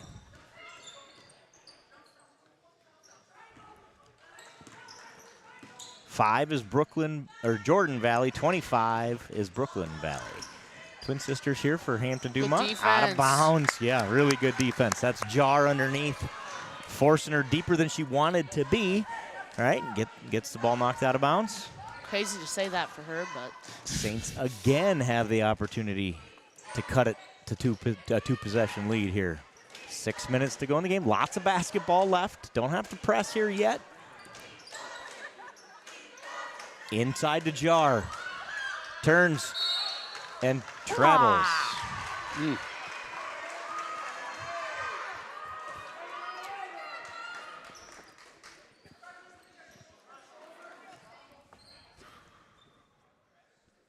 Discussion between the refs and the bench on the Saints side. Hampton breaks the press here with a long pass. I wouldn't be surprised if she shot it from the logo. I think everybody's a little frustrated with this one here tonight. So it's cooler heads will prevail here. They'll finish her out She's here. shooting it and making it. Never mind. Short, Sammy. You're the jinx, man. I like it. But they do call a foul underneath. Yes. They're going to give that one to 45, I believe, for Hampton, and it'll be Saints basketball. I think I've said it a couple times. Stop me if you've heard it before, but again, the Saints the opportunity to cut the lead to 2 possessions here. Yeah, the 7-point deficit, we'd sure like to see that. Let's make that whittled 5 down here. even more. Had a bunch of good looks the last couple trips. Get another good look here. Porsche.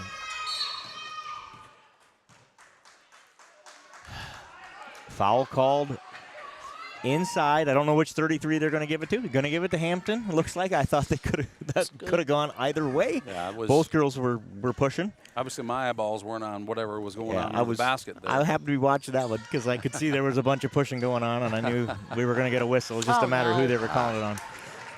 Pass is picked off by Valley ahead to her sister. Yes. Layup's no good, and she commits the foul on the rebound. 2 more to go. 2 more to go. Yeah, good point, Sammy. That is 3 fouls for the Bulldogs in this quarter. In the first, 2 minutes, too. That's amazing for us. Comes on Brooklyn Valley, her second foul of the game. Man, aggressive as she plays, and she's only had 2 fouls. That's incredible. I'm not going to say it this time about what could happen on this possession.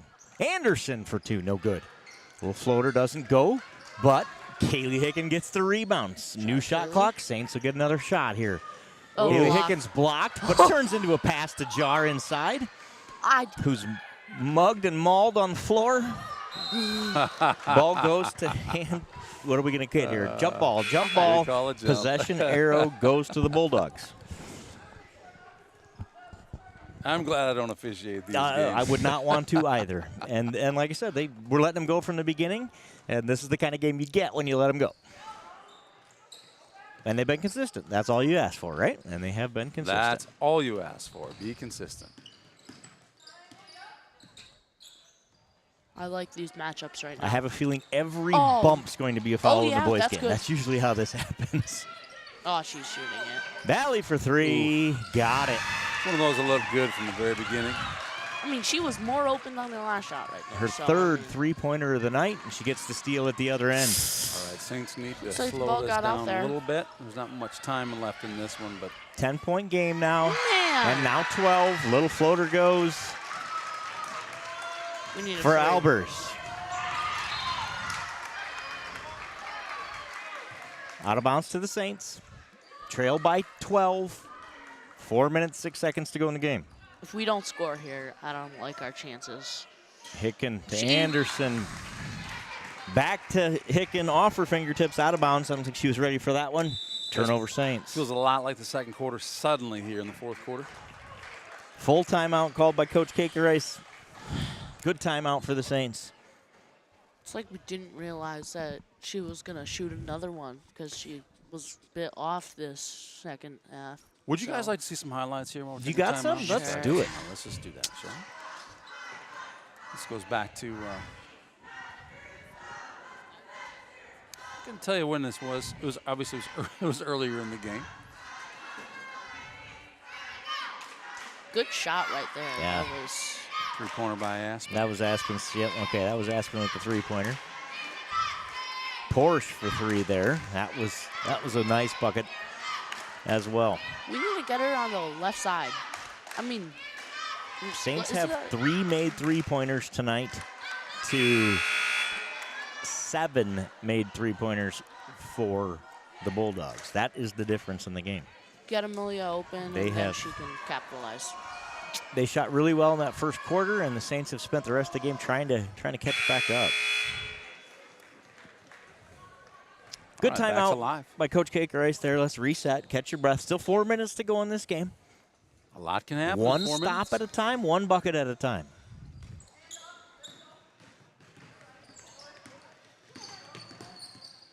Kinsey is quick. Valley and Anderson battle at the top. Anderson pokes it away, but it's corralled by Valley. Jump ball? Jump Yeah. ball. That'll be Saints basketball. And now the Great frustrations on the other side. Great job defensively by Kinsey on that one. And that's the fourth. That's a jump ball. That is a jump ball. So the possession arrow goes to Saint Ansgar. It'll go back over to Hampton here after the inbound. Falk to Anderson. Porsche for 3. Man. No good. Anderson commits the foul underneath. I don't know about her chances now. This might be Take a little rough. smile from Coach Caker-Rice. I think it's, like I said, been one of those nights. Everybody's frustrated at this point. Cruzy Great job, gets Cruzy, it on that knocked one. away. Good job. Amelia takes it up, and she's Thank fouled you. on the way in. Thank you. Gosh. That'll be a shooting foul. Number 5, Jordan Valley on that foul, I believe. That makes me so happy. That's just that- her first. She's played very, Wow. very aggressively, She and that has is her played first foul very of the night. aggressive. Good player. Porsche makes the first. That's 6.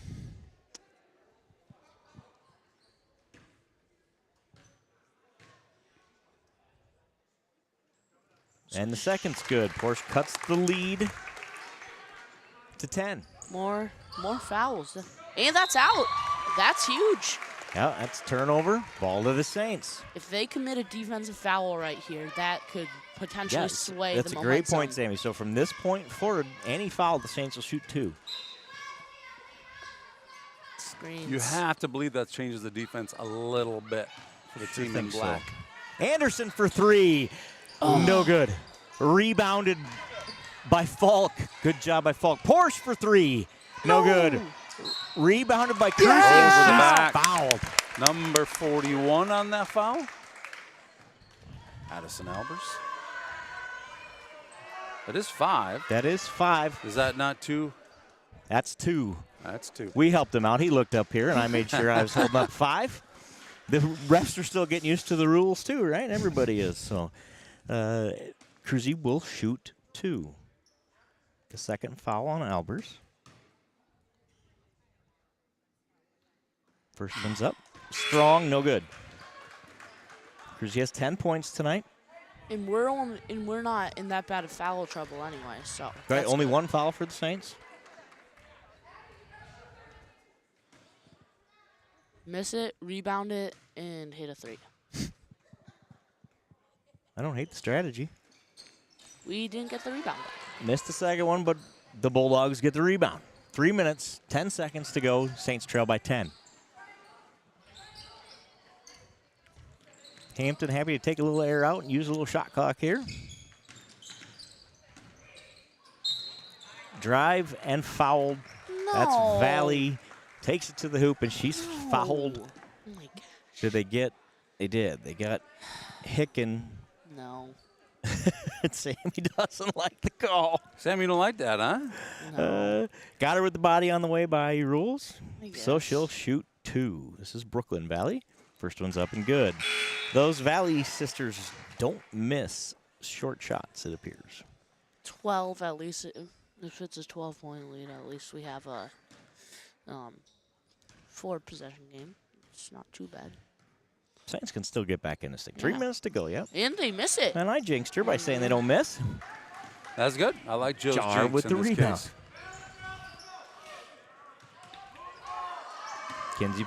Kenzie Peterson. Ooh, good pass. Amelia for 3. Oh, wow. No good. I thought that was in. I did too. I thought that was in. Kicks off the iron. Rebound to Hampton Dumont. There we go. Yes. I could get Little paid carry. to do this. You could. You saw that one? Yeah, I think I Turnover I think I saw it. Bulldogs. I wouldn't have been confident enough to blow the whistle probably, but we'll take that. So the lead is 11. 2 minutes, 35 seconds to go. Knocked out of bounds by the Bulldogs. Stay with the Saints here. That's fine.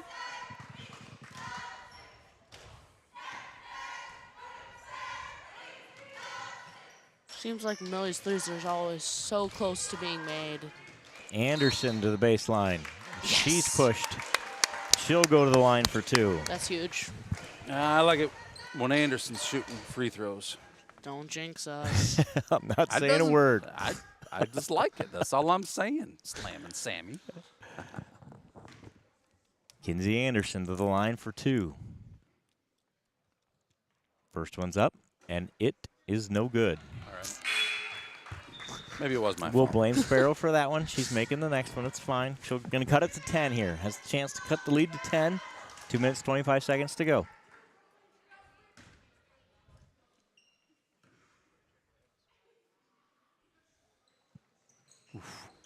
Short Didn't even realize one of the Rebound twins was corralled actually out. by the Bulldogs. Yeah. Travel is the call.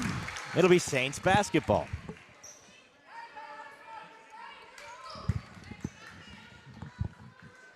Peterson looks to inbound here. Hickens going to come in for Peterson. Making the switch here.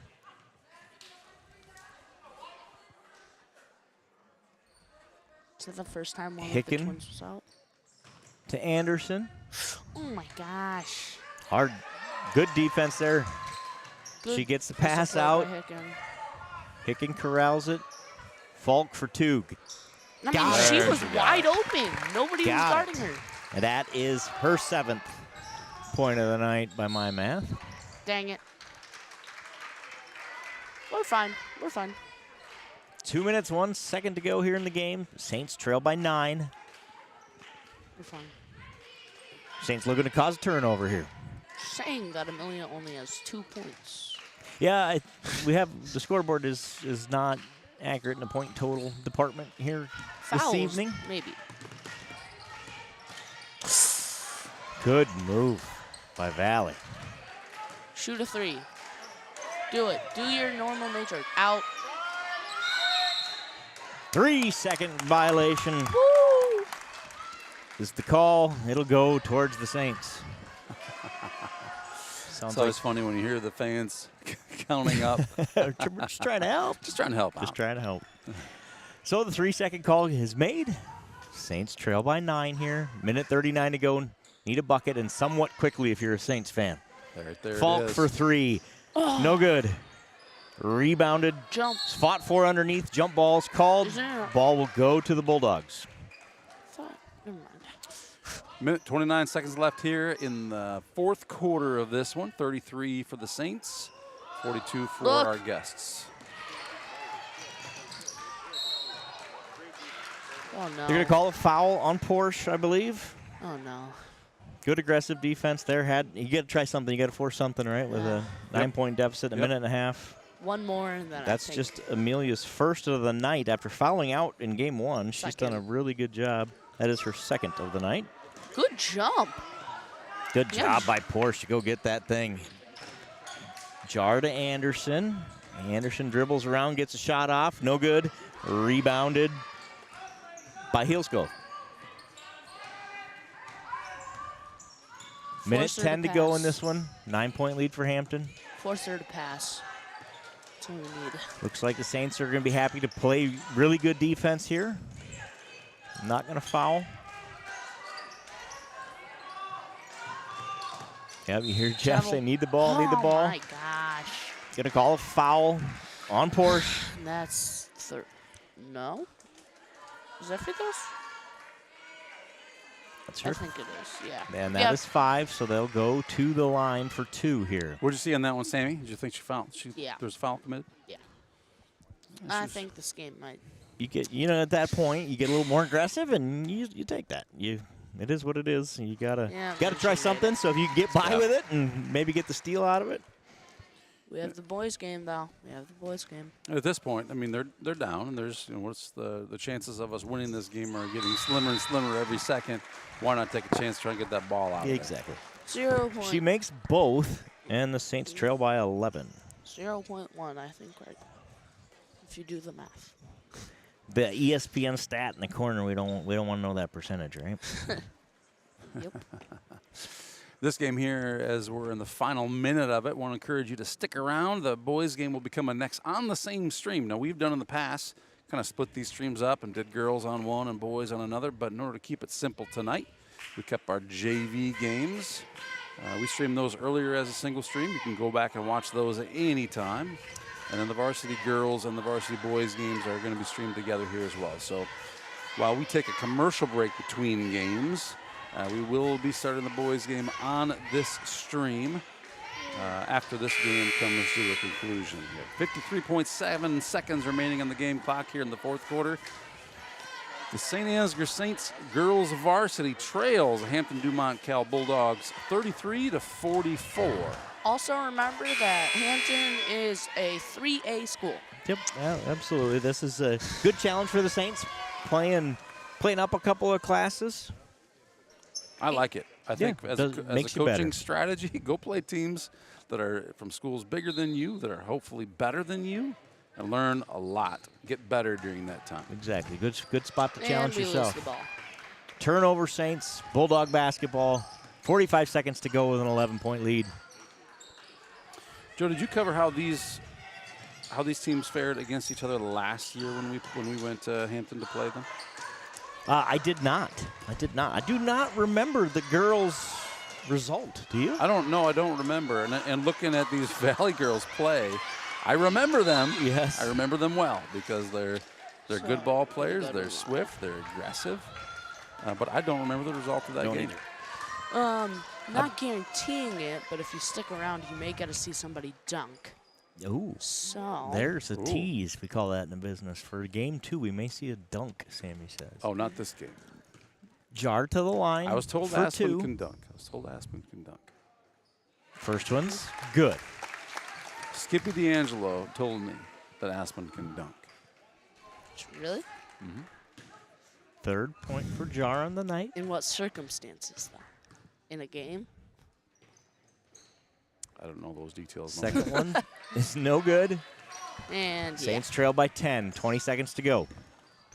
really helped that these girls could shoot from range with their height disadvantage. She's just going to, I guarantee it, she's just going to shoot one for fun. There's going to be a foul. I'm not sure she would do that with 5 seconds. 5 seconds to go. Maybe. She's going to dribble it out, pass it around. Hampton will win. 44-34 is your final. The Saints fall to Hampton Dumont Cal. And a night where we just couldn't buy a bucket. We could not. And we could not. Credit Hampton and their defense. They played really, really well defensively and shut down the Saints' scoring opportunities there. Just couldn't get going from the floor, and that makes for a long night for the Saints ladies. At least we are not 0-2. 1-1 on the season. This loss, is not a conference game, obviously, not even a class game. So get better, learn from it, and get the next one. It's a good opportunity to do that in a game where we won the third quarter and only the third quarter.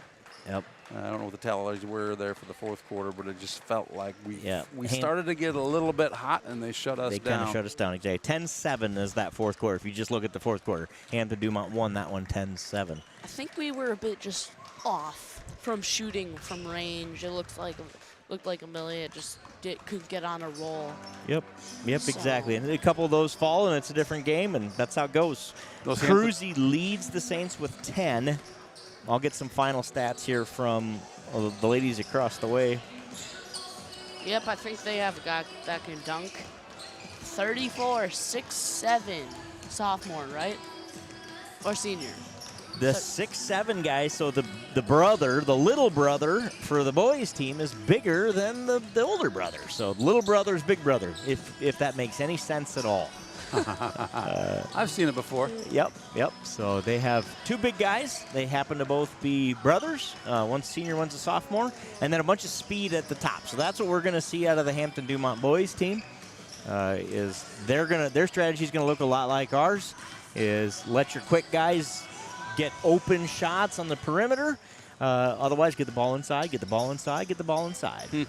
I don't know if Hunter's going to have as dominant of the game. So I was just going to say this would be a great test for our big guys inside to go against some height, which we will do in conference play starting next Tuesday. So against Osage, so it'd be good to get a look at that. Right? We knew that Central Springs didn't have a lot of height inside.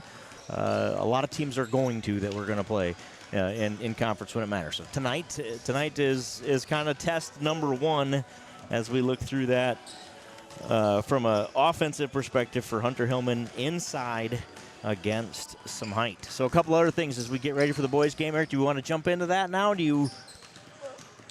We go through some pregame stuff for the boys, or do we need to take a break? Let's do it. I mean, the countdown's going, so go ahead and do that, and we'll take a break if we get done with this. But Sounds for now, good. you got it in front of you. Let's do it. Sounds good. 13 minutes here until the boys game starts, so we'll go through a couple of quick things. Let's start with the Saints. 1-0 on the season with that 51-49 win over Central Springs on Tuesday night. As if you didn't watch Tuesday night, a couple quick recaps from last year. The Saints were 7-15 last year. Returned your top two scorers from last year. Total points returned. If you look at that from a total offense return standpoint, 79% of the Saints' offense is back, and 70% of our rebounds are back. So we have a ton of returning experience. We have 6 boys who played in all 22 games returning, and 1 who played in 14. We did not have Carson Sparrow on Tuesday night versus Central Springs. He was the second leading scorer returning from last year. He was out with illness. I see he is on the court tonight. We'll see.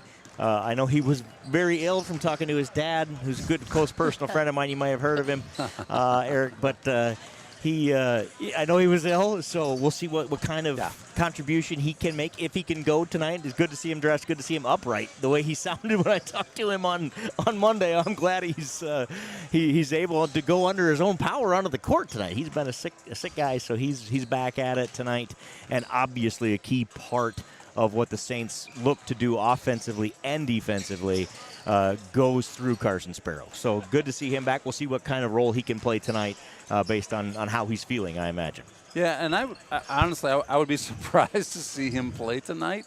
I did talk to the coach earlier today, and honestly, I'm really surprised at how quickly he is recovering, considering he was just ill for several days, and I was sure just getting nutrients back, getting his muscles going again, it was going to take a week or two to get back to 100%. But in just the last couple of days, he's bounced back significantly. I talked to Coach earlier today, asked him how we did shooting, and Coach said he looked like he had his energy, but was just frustrated because his shot wasn't there. It's been a long time since he shot a basketball. Sure, yeah. So I know that the goal here is we want to preserve Carson for Tuesday in a very important game against Osage. So I might be surprised if he plays it all tonight, but if he does, I'm sure it'll be very little. Yep, understand. So we'll see how that plays out in this game tonight. On the other side of the court, Hampton, Dumont, Cal. They are 0-1 on the year. They played a conference game at Nevada, lost that one 58-49. As I talked about before, they're big inside with the Harr brothers, Harr. Again, if you're from Hampton and in the chat and I'm saying that wrong, please let me know. But we're going to try to get a little inside info here on pronunciations before we start. But anyway, Harr brothers, one's a senior. So we've got number 30, Scott Harr, senior, 6'4". Last year averaged 21 points a game and 13 rebounds a game. Okay, so he's going to be their offense. He's going to be their rebound guy. He had 21 points and 9 rebounds in game number 1. His brother, Brady Harr, a sophomore, 6'7". That's number 34 on the court. So 30 and 34 brothers. One's a senior, one's a sophomore. Both big guys down low. The sophomore Harr, number 34, had 9 points and 17 rebounds in game number 1. That is not a typo. That is 17 rebounds. My goodness. So between the two of them in game number 1, they had 26 rebounds. So, again, it'd be a good challenge for the Saints to face a couple of big guys down low. Out on the point is Tucker Hareen, number 2, senior, averages 10 points a game, had 10 points in game 1, so he's going to be your consistent shooter from outside that the Saints are going to look to stop. They have 6 seniors in their rotation, and then the sophomore as well. So experienced senior-led team for Hampton, Dumont, Cal. Not much different than your Saints, right? Oh, man. Kind of the same story with six seniors for the Saints as well, and then you mix in junior Jay Suisau and sophomore Joe Clevenger and junior Tyson Klein. That was your 8 on Tuesday night. I think it'll be the 8 we see regularly throughout the season, based on what we know about Saints basketball. Should be, from what I can see, a pretty even matchup. And I'm going to go back to, you mentioned Jason a moment ago. Jason impressed me. I got to give him MVP from the game on for sure versus Central Springs. Yep, absolutely. What is today? Today's Saturday, so it was Tuesday. Last Tuesday. Jace had 16 points and 8 rebounds in that game, to your point. He just looked like a big, big monster there. And look, the kid's fit, right? He just played much bigger than he is. Yeah. But he just looked like a beast, and he was causing a ton of fouls. Like, there were so many fouls against him at the end of that game that ultimately a game that Saint Ansgar came out, put up, I think, a 12-point lead at one point. That game became a bit of a question who was going to win it at the end of it. And I would say Jace was probably the guy above all that, at least that come to mind, that were disrupting Central Springs and putting them in a state of what do we do now, because there was a lot of fouls called against him. Yep. I think we had a kind of a joking stat of with our graphics on Tuesday of 97 fouls drawn for Jay Suisau, and it might not have been quite that many, but it was a whole lot. And he played fantastically. I think Tyke mentioned it when we did kind of some pregame stuff during the JV game.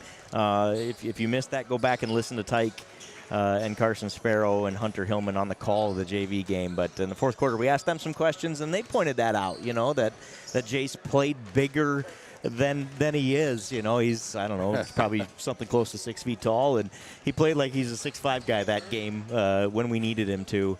Down low, and that was a huge difference in that game. The other guy I'll call out, Tyke Remster, hit 3 threes in the second half. To Central Springs' credit, at half, Hunter Hillman had 15 in that game, 15 points in the first half of Tuesday night.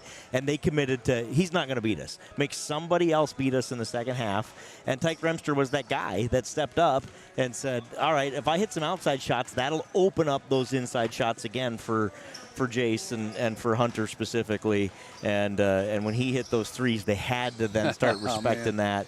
The boys started a little cold as well from the perimeter in that game, and that was the difference, I think, in that second half. The game ended up being a 2-point game. I think we led by 5-7 the last 2 minutes of the game. They hit a 3-pointer right at the buzzer to make it a 2-point game, but the kind of the last 2 minutes felt like the Saints had control of that one. They did. There in Central Springs. And without Carson Sparrow, I think that was, we'll take the win. We'll get the heck out of there.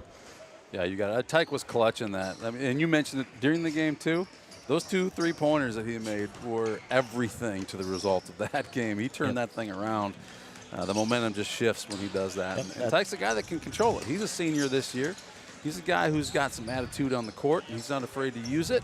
Yep. So we'd like to see him come out with a hot hand. We've seen him come out with hot hand in games and absolutely dominate and frustrate the heck out of the competition. Yep. We hope to see one of those again tonight. One other stat I'll call out from Tuesday night as I look to the score sheet. Tyke Remster, 0 turnovers, 4 assists. That's a pretty good assist-to-turnover ratio. Yeah, when your point guard somehow has 0 turnovers, that's high school basketball to a T. Take care of the basketball, and good things will happen. So we talked about Jason, his night. Hunter Hillman had 17 points, 13 rebounds, and 6 blocks. 6 key blocks. He's going to have a bunch of blocks this year. Be fun to watch. And we talked about Carson Sparrow. We'll see if we see him tonight or not. Did not play in Game 1. He's not going to start here in Game 2. Your starters will be Drew Powers, Jay Sweesow, Max Beeland, Hunter Hillman, and Tyke Remster. So we'll see how the coaches decide to use Carson Sparrow as he returns from respiratory plus other sickness, right? Yeah. Kind of a little bit of everything. At this point, we'll just call it a dietary, probably a nutritional deficiency from just not eating the last week. So Yep. He's still getting his legs underneath him after recovering. Happy to see him back out there, and like you said, both the boys and girls have a big one Tuesday versus Cross County Osage. In that rivalry game that everybody circles on both sides. That'll be here on Tuesday night here in Saint Ansgar. So I think the focus is likely on making sure Carson Sparrow's ready to go Tuesday night.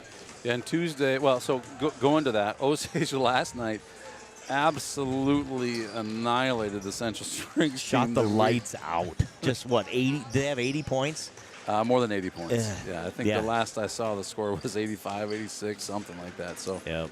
They looked really good in Osage here last night versus Central Springs. That game, by the way, Osage typically does a broadcast of their games, home and away. Osage is actually going to stay. The broadcasting crew from 98.7 KISS FM is going to stay home and do the wrestling meet. The broadcast will be covered exclusively here on Saints TV. So we'll get extra views. We should get some extra views. You got that, Sam. We'll put on a good show for everybody. You bet. Can I say something? You just did. Something else. Oh, go for it. I feel like Hampton's, both of their offense and, men's and women's teams, both run through siblings. It does That's look that way. fascinating, It is isn't it? fascinating. We had twin sisters in the girls' game. We've got brothers a couple years apart here in the boys' game. Kind of fascinating. Let's wrap up the girls' game. I got those final stats, so if we can, we'll take just 30 seconds and go through. Let's do it for the 75 who stuck around. The Saints lose by 10. They get 10 points from Lindsay Cruzy, 7 from Amelia Porsche, and 4 out of Aspen Falk. 5 for Josie Jar and 4 for Kinsey Anderson. 1 point for Kaylee Hicken. And correction there, 7 for Aspen, not 4. for Aspen. Oh, and correction. My texts just keep rolling in 9 for Falk. So Falk gets back on track after a light scoring night. The first night, I know she wanted to get back out there. She does that. It has 9 tonight for the Saints. It's not enough. The Saints come up short and lose to 3A Hampton Dumont Cal here in St. Ansgar. 3A. I'll point that out. Yes. They played well. They just didn't shoot the ball tonight, and that happens. Just could not buy a bucket for about 2.5 quarters, and it makes for a tough night of basketball. They'll bounce back. They'll be back Tuesday night ready to go against the Osage squad that's coming into our house. It's worth mentioning that 1A St. Ansgar Saints always expects to win regardless of the size. Doesn't matter who they play, right? Yeah. Happens to be 3A team. Well, it's something we can blame it on. Something we can point to, right? As there's a difference in these teams. And hats off to I just lost their last name. The Valley Girls. The Valley Girls for Hampton Dumont Cal. 2 great players. Happen to be twin sisters. Fun to watch. Played really well tonight. And you tip your hat and say, that's a good game. You got us. We'll see you next year and try again. It's pretty typical St. Ansgar strategy. Go find some bigger schools to play. Play them early. Take a loss. It doesn't matter. Let's go learn a bunch from that. And I guarantee you they're going to be looking at their notes and saying, look, here's what we do better. With the pressure like we saw there, how are we going to beat that? Yep. And it's just going to make them better as the year progresses. So I love the strategy. I love it. All of the Saint sports tend to do that. The coaches are fantastic about scheduling games. We see a lot of schools that they just stick with games that they can win. They don't play nearly as many games. Yep, they don't or only play conference games or something. Only play conference, the games they have to. I love that about how we play the game here in St. Ansgar. All that matters is the playoffs. I mean. Yep, get better for the games that matter down the road. 100% agree. So, correct me if I'm wrong. Even if we do have a losing season, we still have a chance to make state, right? Yep, you got it. In high school basketball, everybody makes the playoffs. You're 0-0 to start the first round of the playoffs, and anything can happen. Yeah. Here we go. 4 seconds left on the pregame clock. We'll turn it over to the announcers for starting lineups. Rob Meyer. Here again. Let's turn our mics up so we can hear what he has to say. Amazing voice. Tonight's boys varsity basketball contest between the Hampton Dumont Cal and your St. Ansgar Saints. Please welcome our officials for tonight's game: Randy Jaden, Todd Gryman, and Chris Sunken. We once again want to remind our fans that sportsmanship is a priority for our students, staff, and administration here at St. Ansgar. And we want it to be a priority for our adult fans as well. Please keep your criticisms quiet and your support and praise loud. We expect the fans from both schools to be respectful to the coaches, players, and the officials. Starting lineup for the Bulldogs. A senior, number 2, Tucker Heron. A senior, number 3, Brody Walton. A senior, number 4, Gavin Leader. A senior, number 30, Scott Parr. And a sophomore, number 34, Brady Parr. The Bulldogs are coached by Brian Neeson and Kyle Donenward. Starting for your St. Ansgar Saints, a senior, number 3, Drew Powers. A senior, number 10, Tyke Bremster. A junior, number 15, Jace Sweesaw. A senior, number 21, Max Phelan. And a senior, number 22, Hunter Hillman. The Saints are coached by Jason Squire, assisted by Eric Klein and Logan Zipsey.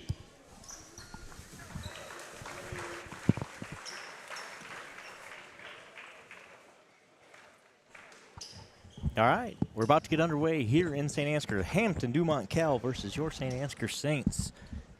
If you're just joining us, the girls fall in game 1. The JV boys and girls both won their games. Hopefully that we don't have as much fouls as we did last time. Brady Haar is 34. Again, a 6'7" sophomore. versus 6'7" Hunter Hillman for the jump here. I thought you said during the football season the Hillman was 7'7". I think I thought he was 6'12" for Every a while. time he I don't touched know. the ball. Yeah, he gets a little taller every time he catches a pass in football. I mean, Hampton wins the jump. side by side, they don't really look that much difference in height. This is Meter to Heron. This is Scott Har, so 30 is Scott Har. The first 3 for Hampton's no good, rebounded by Hillman. Good job by Jace. If you are just joining us here for the guys' game, we started this stream an hour and a half ago, whenever it was, for the girls' game. Laid up and in after the turnover by the Saints. I got Candle Genius here, and to my left is Not Your Average Joe, and to my right is Slammin' Sammy P. Slammin' Sammy is running the camera for us tonight. And adding some quick information. Foul on number 3, so that's going to be the first foul of the night, and that will go to Brody Walton for the Bulldogs. Suisau inbounds to Beeland. Throws it back to Suisau. Into Hillman. Hillman's double teamed by the Har brothers. Wisely kicks it back out. Sets a screen for Remster. Suisau goes around his guy, but is blocked on the way to the hoop. Denied by Brady Har on that one. 6'7" comes in handy in that spot. Walton for 3, gets it, and Hampton's out to a 5-0 lead.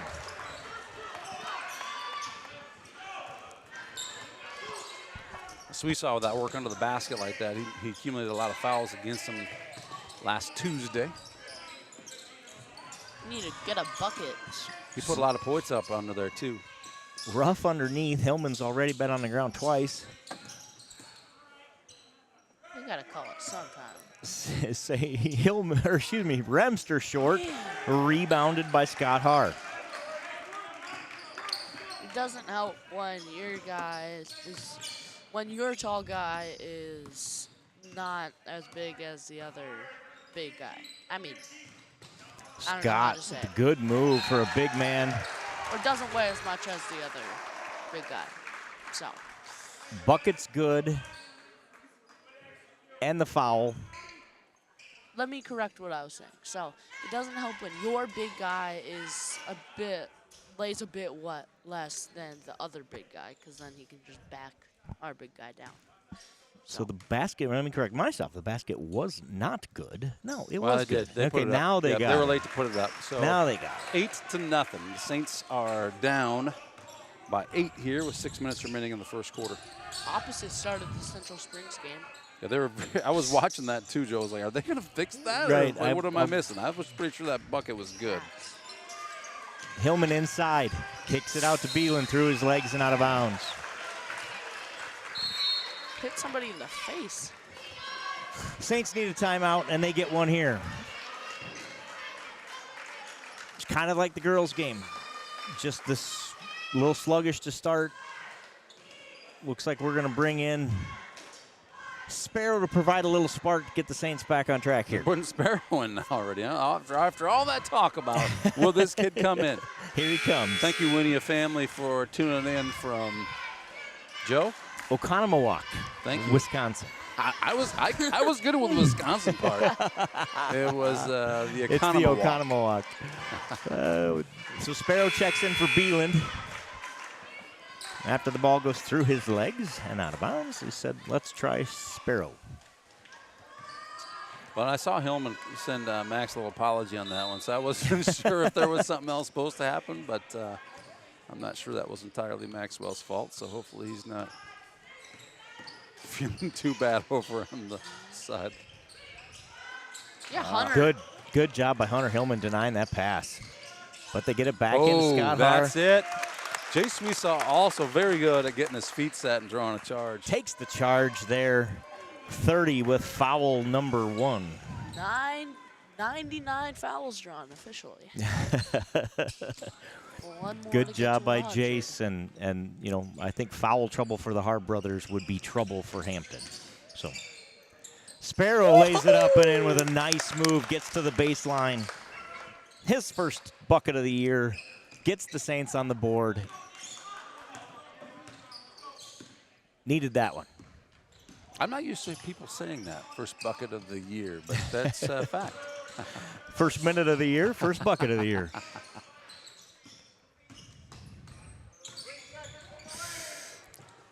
Oh, Drew. Gonna call that a 2. shooting foul. I don't know. That kind of looked clean to me. Drew Powers gets called for the foul. The Saints' second of the first quarter. Sammy, I'm with you. It felt like it was clean, but as aggressively as he was playing that, I might believe that if I had a whistle in my mouth, I might be blown in that case too. Sometimes it's just how it looks, not actually what happened. Like if you block a ball so hard, they'll probably call it a foul. You got it. Even if it was like Walton makes both. He has 5 on the night. It's 10-2 Hampton. I like Sparrow that looks fine to me. He's playing fast. Seems to be. As long as he lasts like that, I don't know. Get the ball inside to Hillman. But ball's taken away by Haar. Great job defensively under the hoop. Yep, Schwiesow with the block. Remster thinks about a 3, thinks twice, passes it off to Hillman, who travels. Turnover Saints. I like that matchup. I like Carson against the bigger Haar brother. And Hillman might have been good just to turn and shoot on that one. There was a step between him and the next guy, and I think that was where he traveled. He kind of questioned, like, do I scoot in closer or don't I? Right. And it caught him. Bigger as in older. Not as in height. We got you, Sammy. We got you. Sparrow gets a piece of that one, knocks it away. Passed up to Remster. Who is going to get called for the offensive foul. Man. Kind of looks like he just fell. I don't know. It felt a little like he lowered the shoulder, and without the lowering of the shoulder, it probably goes his way. I say probably. I don't know, Sammy. Third foul of the quarter for the Saints. 4 minutes to go. 10-2 Hampton leads.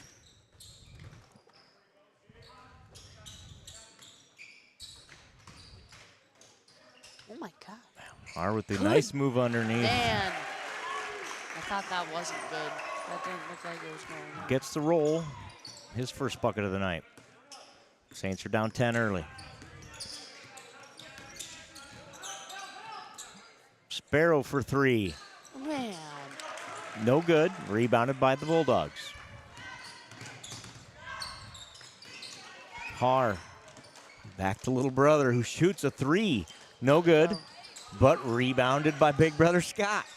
Puts it up. No good. Gets his own rebound. Up again. No good. But he's fouled by Hillman. He'll shoot 2.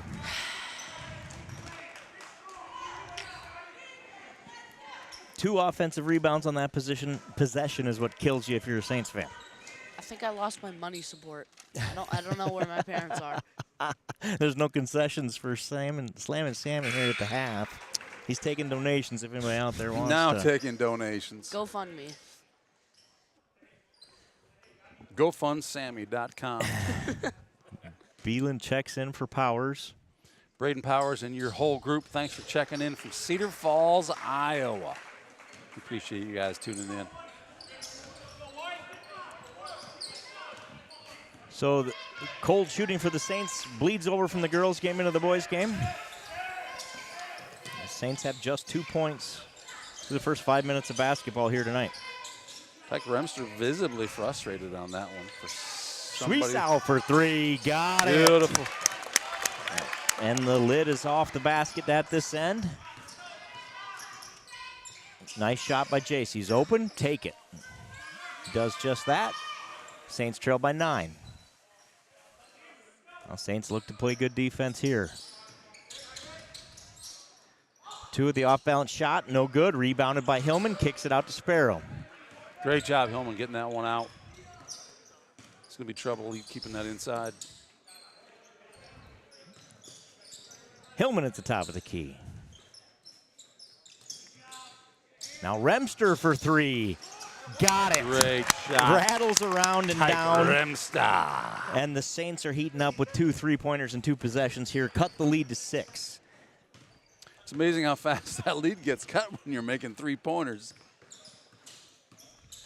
Saints defense is playing well the last couple possessions as well. Get the ball inside to Har. That's what they're going to try to do. Kicks it out to his little brother. Now a 3 on the way. No good.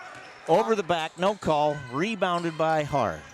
Now Beeland steals it away. Good hustle play by Max.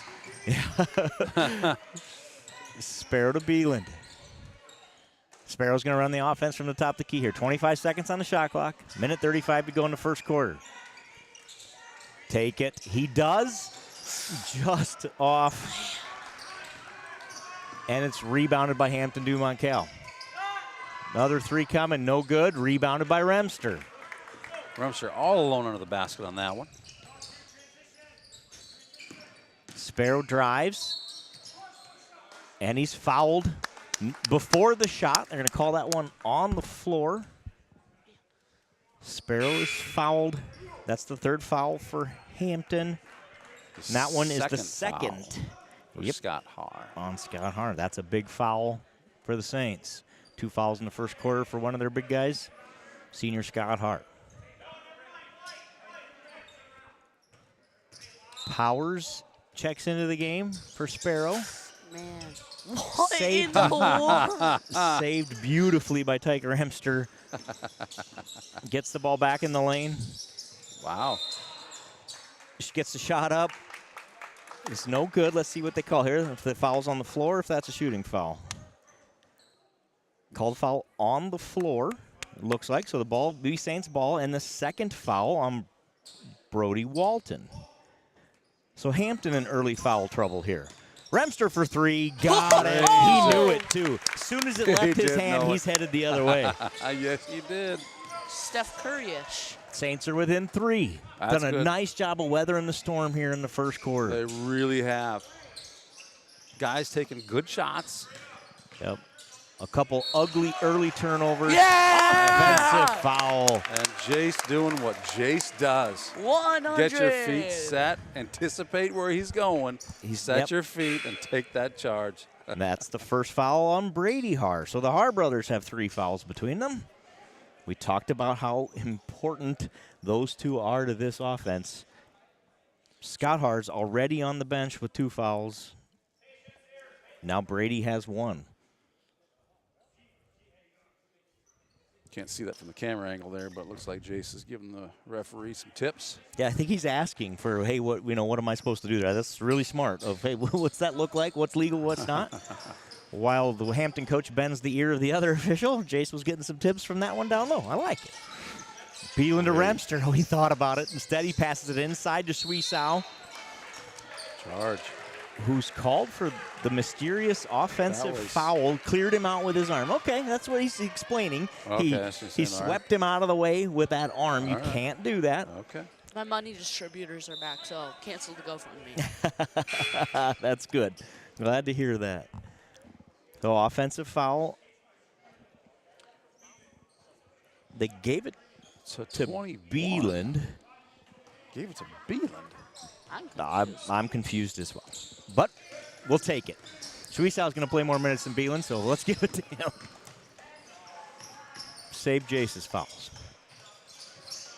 Good defense by the Saints to end this quarter after not a very good start. Nope. Rebounded by Beeland on the long 3. 2 seconds. Comes up, gets the 3 off. No good. Drew almost treated that as the old alley-oop. So at the end of 1, it is Saints 11, Hampton Dumont Cal 14. Saints were down 12-2, 14-2. I think. You remember? It was a lot to very little. You know what? I don't remember, but you're right. It was a lot to very, very little. Hey, here at the end of the first quarter, and speaking of a lot, I want to say thanks a lot to, let me get that slide up here. Thanks a lot to FSB and Grain Millers for making these games free to attend for St. Ansgar Saints students.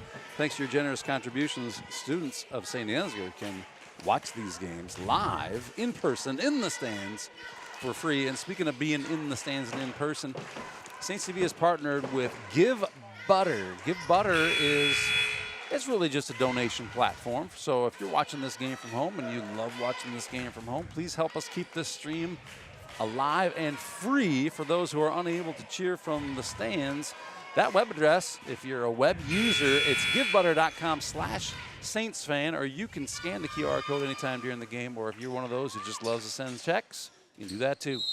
The address is on your screen. Is out. Schwiesau getting a breather here. We got Beeland, Powers, Hillman, Sparrow back on the court, and Tyke Remster. Remster with 6 points in the first quarter. Amazing pass. Beeland drives, shoots it up, no good, no foul call, and no hands up on the ground. That might have been something. Powers gets the rebound, tries the shot, no good as well. So Hampton sets up their offense, gets a 3 shot off, no good, gets his own rebound on the long rebound. Ball just out of reach for a couple of Saints on that one, stays in Black's possession. Meter here on the drive. Knocked out of bounds, off of Hampton Dumont. It'll be Saints ball. Good defense by the Saints. Great job by Hunter Hillman getting his hand out of the way of that one, realizing it's coming back to the white side. That's our ball, as long as I don't touch it. You got it. Remster with pass out of bounds, off Beeland's fingertips. Saint Ansgar coaches giving some aggressive direction over there. Remster already was 6, more than half of our points. Oh, beautiful. Blocked by Hillman, and he gets the rebound. Powers to Remster. Hillman gets the ball knocked out. Carson Sparrow with the hustle play. Oh, wow. To get the ball, but it's stolen away by the Bulldogs. Charge coming again, no call, No. rebounded by Beeland. I can't believe that wasn't called. He was clearly set. Looked like either a block or a charge, one or the other way. Yep. Better than a block. But they're letting him play again. Yeah, gonna get 4 off the ball. A little pushing and shoving going on there between Remster and Meter. They get Meter for the foul. The first foul of the second quarter. And the first foul for Meter. Schwiesau back in for Beeland here. Good pass. Sparrow. To set up the offense. Yeah, good screen by Remster. Sparrow takes it up and lays it in. Good move by Carson Sparrow. His 4th point of the night. Imagine he just gets 24 tonight. First game. Well, that'd be all right. Points. Saints are within 1. After a very slow start, they claw all the way back into this one. Timeout. Hampton calls a timeout. 5:53 to go in the first half. Saints trail by 1. Not too bad of a comeback. Not too bad. Let's take a quick commercial break. We'll be right back after this.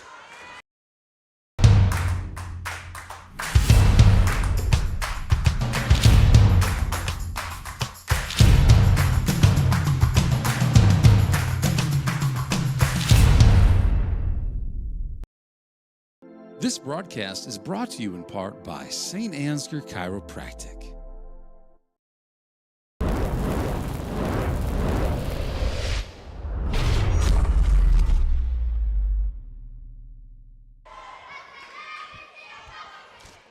All right, welcome back to Saint Ansgar, Iowa for the showdown.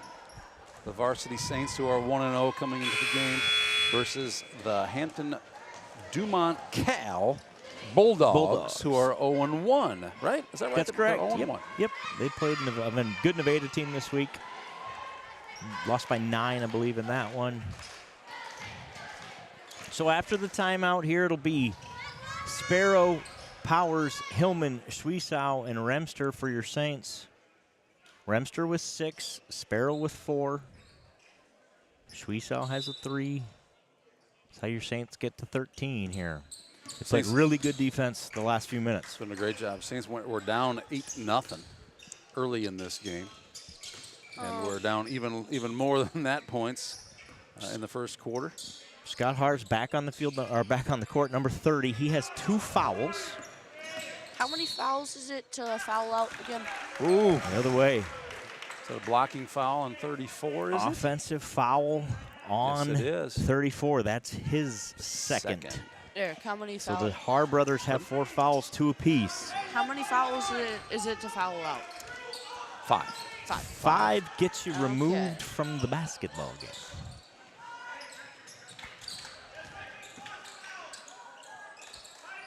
They're playing defense a long way from the bucket here. Yes, they are. Remster for Atta 3. baby, Remster. Got it. Tyke Remster with his third 3-point shot of the night. 9 already. And the Saints lead 16-14. Believe that'd be the Saints' first lead of the night. That one will go out. Saved Never mind. beautifully, but over and back. His feet, right, were on this side of the court. He jumped over the line, but Yes. caught it without establishing possession on that side of the court. That is over and back. It's not where the ball is. It's not. It's where your feet are established, is my understanding. We had to look that rule up every year to try to figure it out. Yes, we do. I'm sure I'll be looking it up again. Yeah, I'm sure I just explained it wrong, but that's the call. And no one's complaining, so it must have been the right one. I think he jumped from this side. Yeah, again, I he wouldn't was- have known how to call that one, but these guys know what they're doing. That's why they're getting paid the big Oh, bucks. man. Powers turns it over. Layup's good by Walton. I thought he was Tie just- game. The Saints' first lead of the game is now mitigated. It is tie game 16-16. 4.5 minutes to go in first half. Saints' first tie of the game. That's a positive. There you go. There you go. Hillman's been quiet tonight. They've worked on shutting him down. Ill-advised pass there's picked off, laid up, no Miss. good, rebounded by Hillman. Wow. Throws it ahead, and Gotta that take care. pass Gotta is take stolen. care. And laid up and in by Brady Har. His Too fourth easy. point of the night. Yep, 6'7" sophomore, too easy. Got to take care of the basketball if you're the Saints. Too many turnovers in this first half. Sparrow for 3. Got it. Man, 7. Cold-blooded Carson Sparrow. Cold-blooded Carson. This is kind of like the opposite of what was happening in the girls' game. Saints lead 19-18. Almost stolen Man. by Remster. Instead, they get the ball off. Rebounded Foul. by Suisau, who's fouled. That is the third for Brady Har. And he'll go to the bench with 3 fouls. I would guess it will be nearly the fourth quarter before we see him again. That's big for the Saints.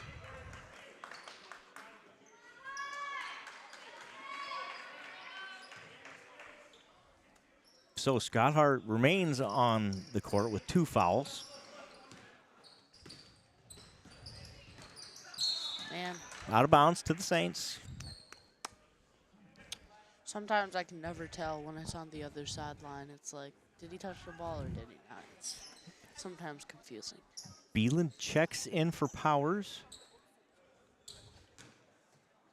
Kind of awkward, just the moments of silence. Just when it's a turnover or the free throws. Sparrow gets Oh, it into dunk. Hillman. Wow.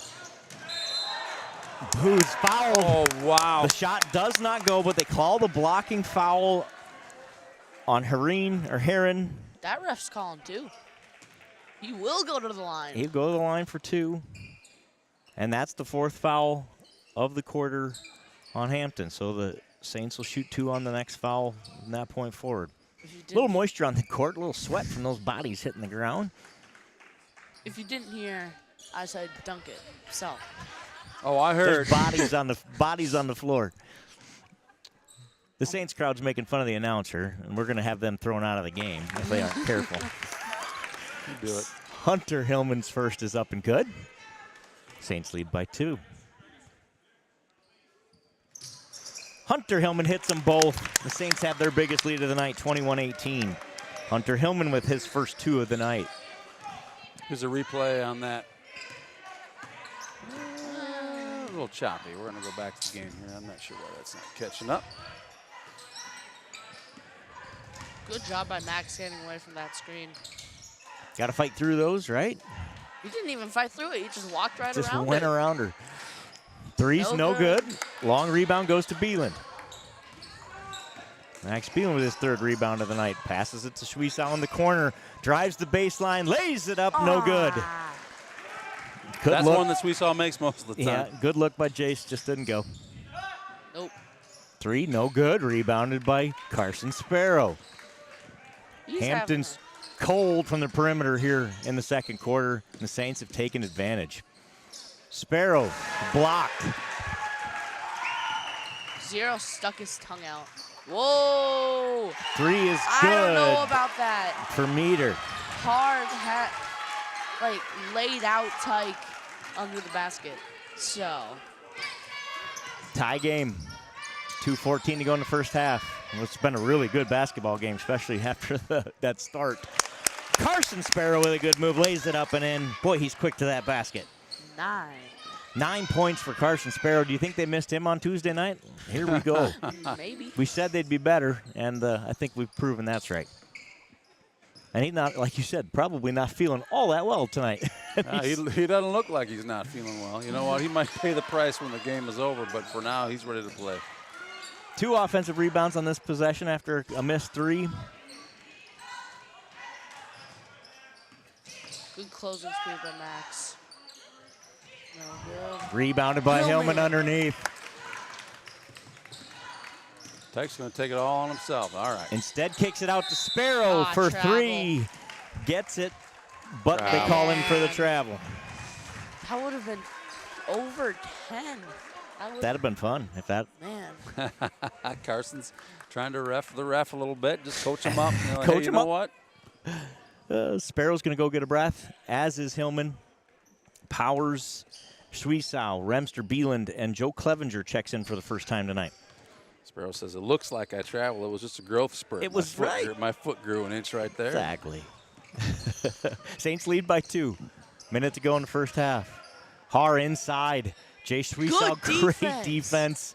He gets his own rebound, though, and lays it up and in. Just really good defense there by Schwiesau. Hard to stop that guy. Good footwork out of Scott Har. Senior playing like it.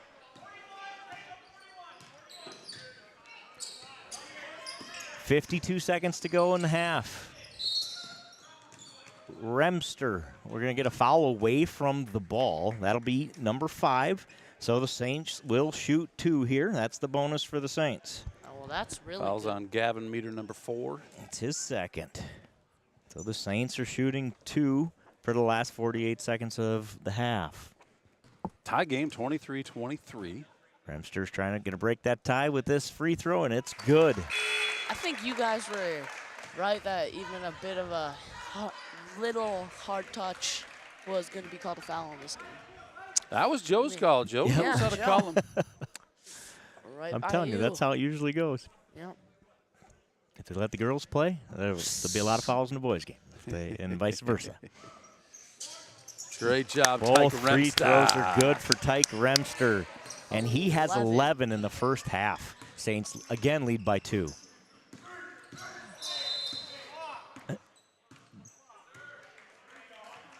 Going to call the block on Drew Powers.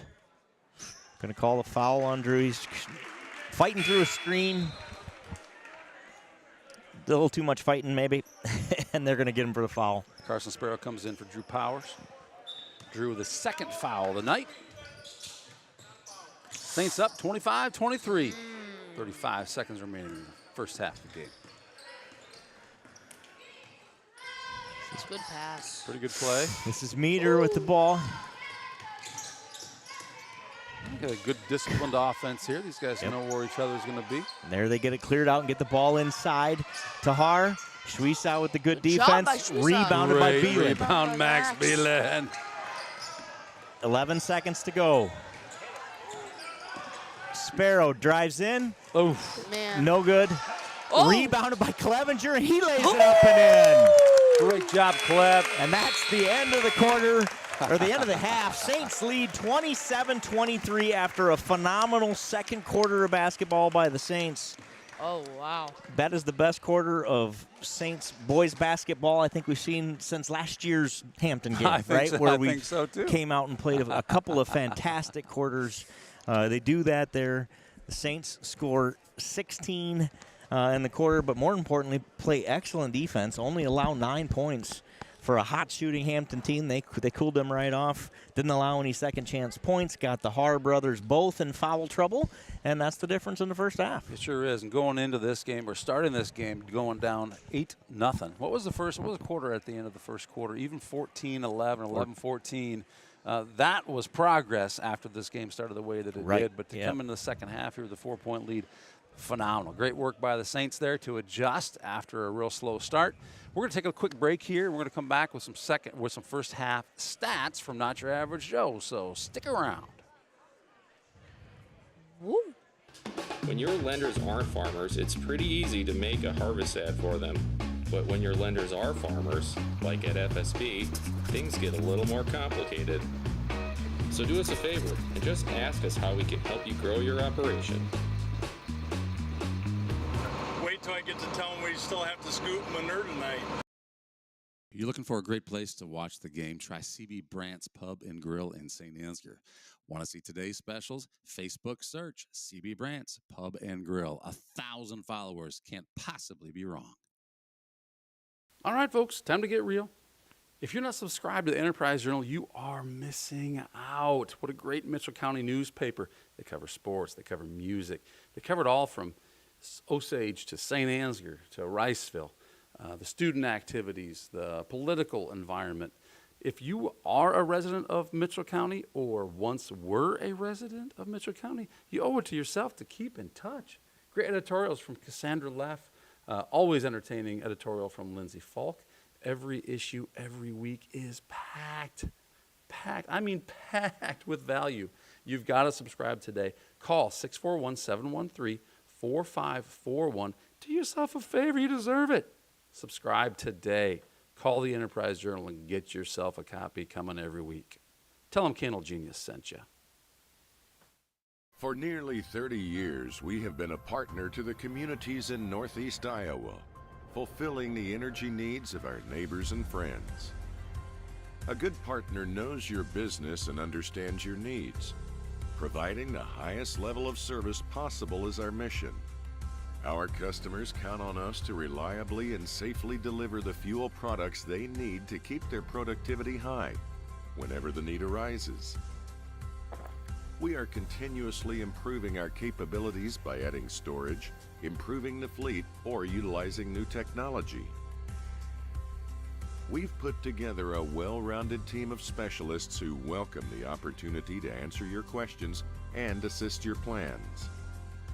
These efforts result in a better experience for our customers. At Johnson Oil, we're in business to be partners in your success.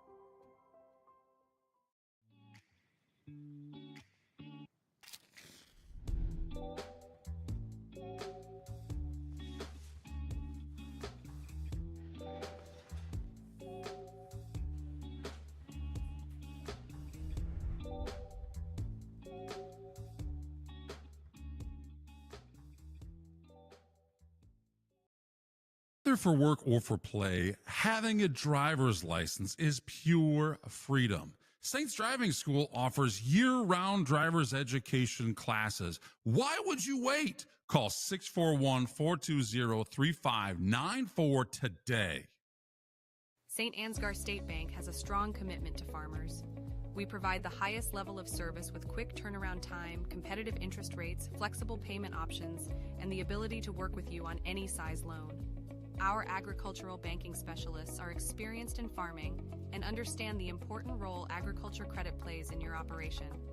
Because of our ability to make local credit decisions, we respond quickly to your total agricultural financing needs. Saint Ansgar State Bank, helping you meet your financial goals.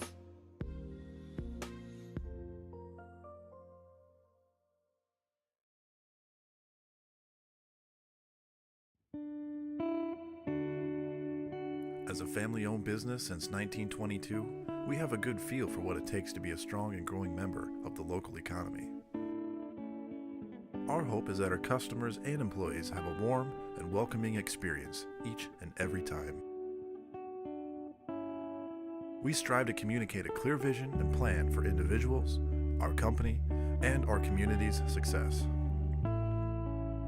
We work to ensure that the quality of all of our people, our products, and our services stand the test of time. If you would be a good fit for our company in a mechanical or managerial position, we would love to hear from you. Benefits include competitive pay, 401k, health, dental, and life insurance, flexible spending accounts, vacation, and holiday pay. Because we believe it's more than just a place to work. It's a place to call home.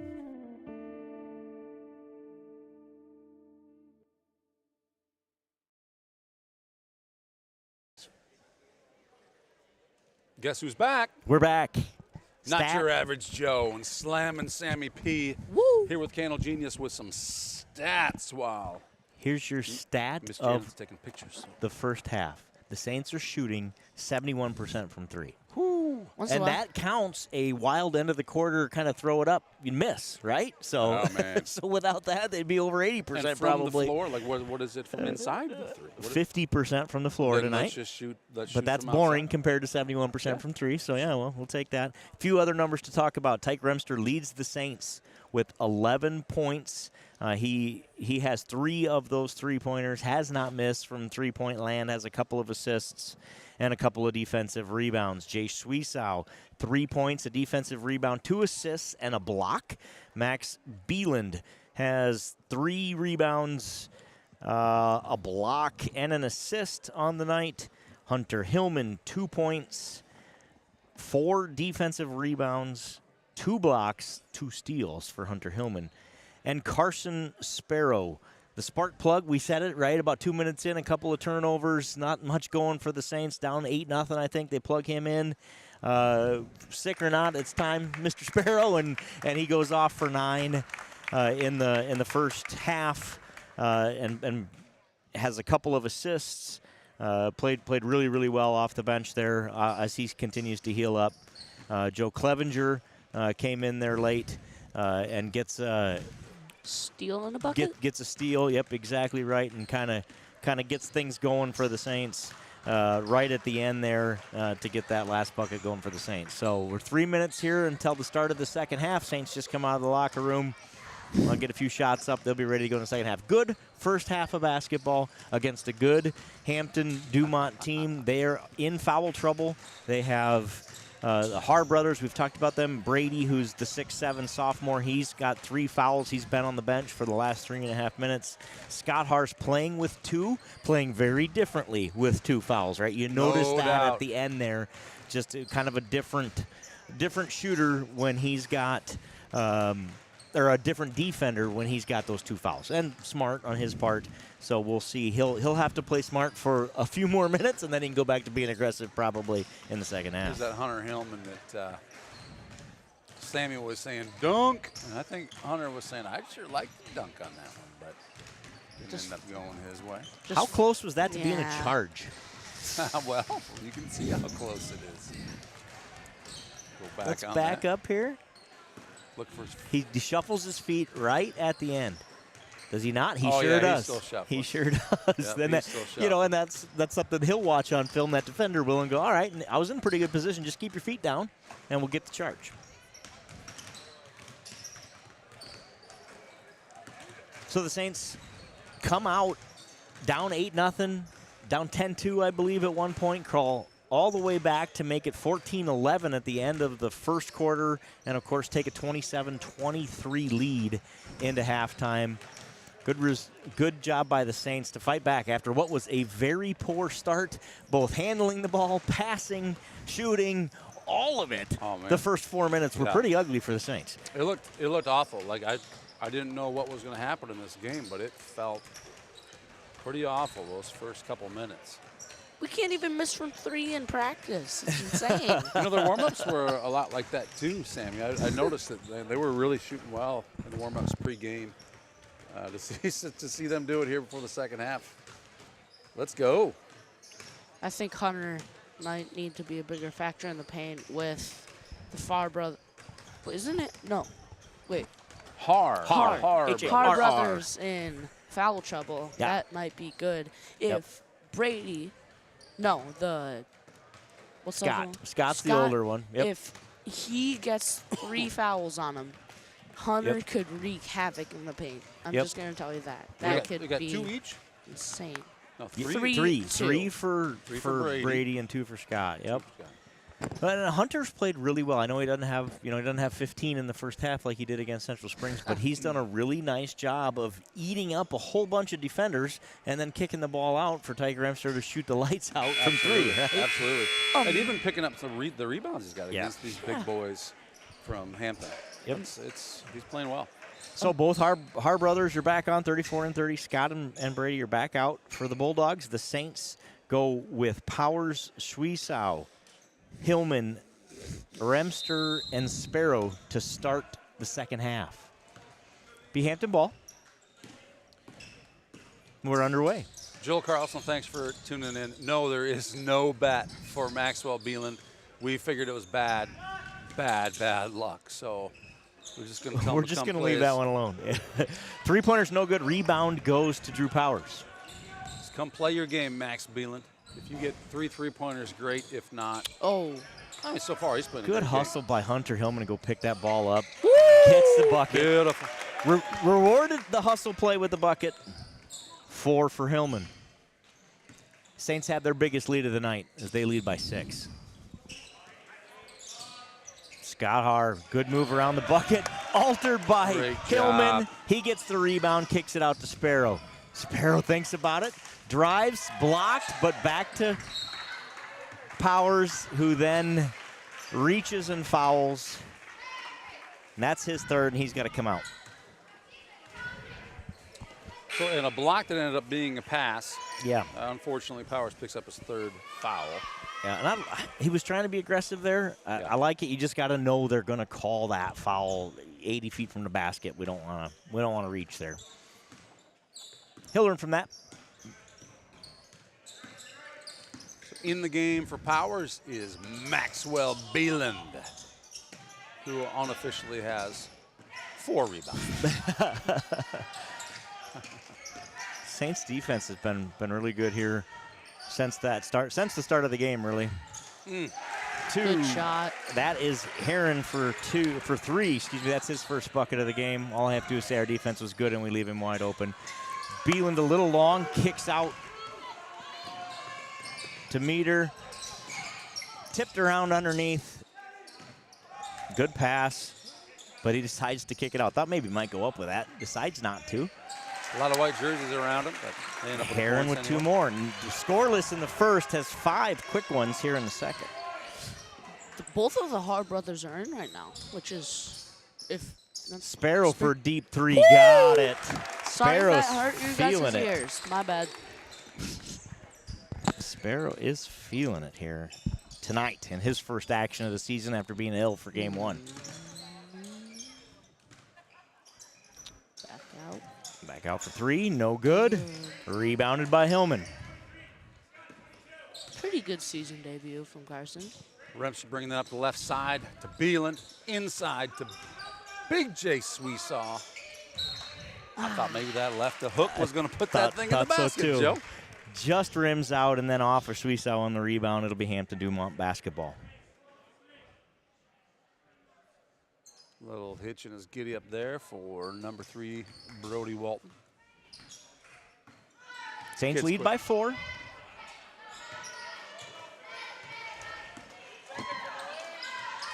Scott Har inside. Got to get him out of the lane. 3-second call inside would be nice. Yeah, it's just not getting called. He's in there. He's just hanging out in the lane. He sure is. Scott Har with a nice little hook shot goes in. Still winning. Hopefully it didn't jinx us. Saints leads down to 2. There you go. Yep. Foul called on Brody Walton. That's his 3rd. The foul troubles continue for Hampton Dumont. It appears they don't really care. He's quick and he's aggressive. They don't have a lot of bench, so they're going to leave him in, let him play. Yep. And if he continues to play like that, and I got to believe with 3 fouls, he might lighten up a little bit. Remster shoots the 3, ends up on his backside. No whistle. Ball goes out of bounds. That'll be his first. To the Bulldogs. Do you guys know what the record is in Saint Ansgar for most three-pointers hit in a game? Is this trivia? Is this No. Slammin' Sammy trivia night? I don't even know. I'm asking you. I can make something up. No one's gonna. Shot's no good. Rebounded by Har. Good Puts it block. up. No Great good. job, Rebounded Hillman. by Hillman. Hillman was all over that thing. Never gave up. Ends up with a rebound, and back it goes to the Saints side of the court.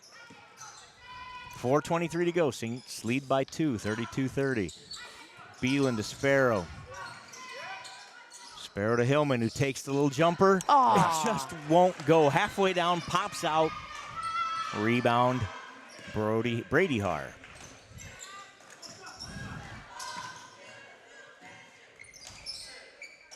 Scott Har inside to brother Brady, who's fouled on the shot. He'll shoot 2. That one, I believe they'll give to Schwiesau. Nope. Give it to Hillman. It's not anybody's guess whose foul that is. There's But anyone 3 a guys three. on him. Anyone a 3. Second foul for Hillman. First free throw's good.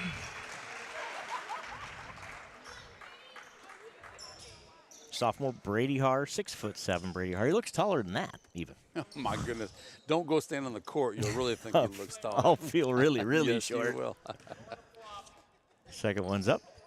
No good. Rebounded by Hunter. Hillman. So just 1 for Har. Saints lead by 1. Less than 4 minutes remaining here in the third quarter.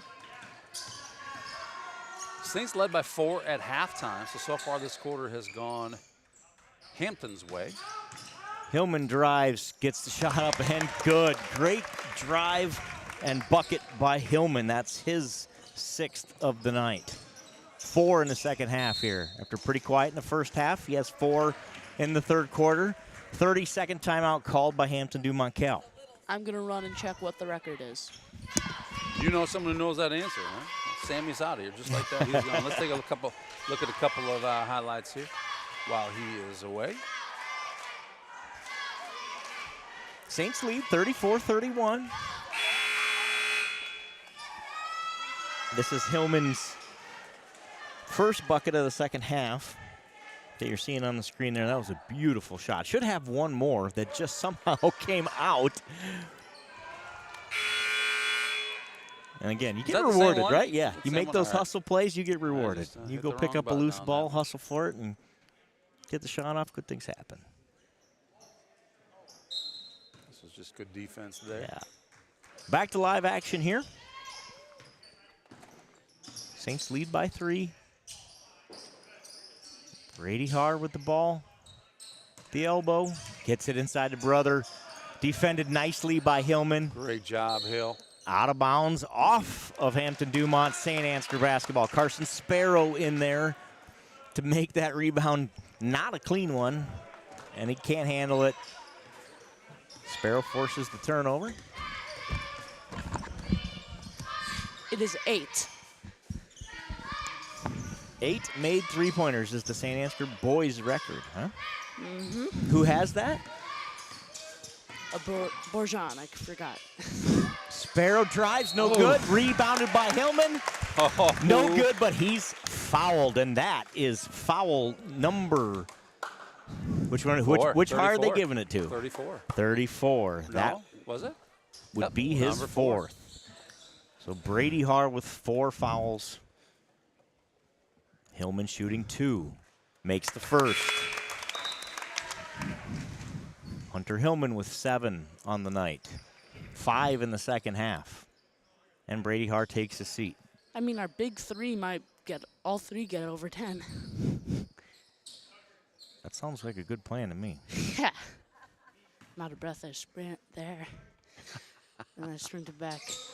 Oh, Hillman misses the second.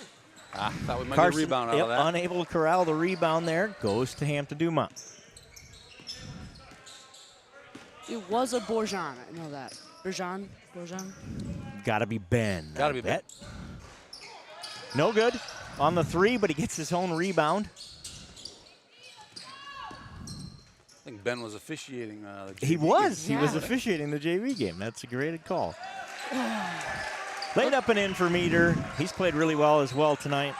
It's his first bucket of the second half. He has 7. Sparrow bringing it up here with a 2-point lead. 35-33 Saints with 2 minutes and 10 seconds remaining here in the third quarter. I mean, Joe just moves the ball. Hunter for 3, no good. Rebound by Schwiesow. Way to fight for a rebound there, Jace. Kicks it out to Remster for 3, partially blocked. 50-50 ball goes out of bounds off of Hampton Dumont St. Ansgar basketball. Both Har and Hillman met at the top for the ball, bounced off their hands. I think that's a good no foul call and call it out of bounds. I was a little nervous going to call Hillman for over the top on that one, but I agree with you. Good They no met foul. right in the middle, and sometimes that's basketball. Sometimes that's basketball.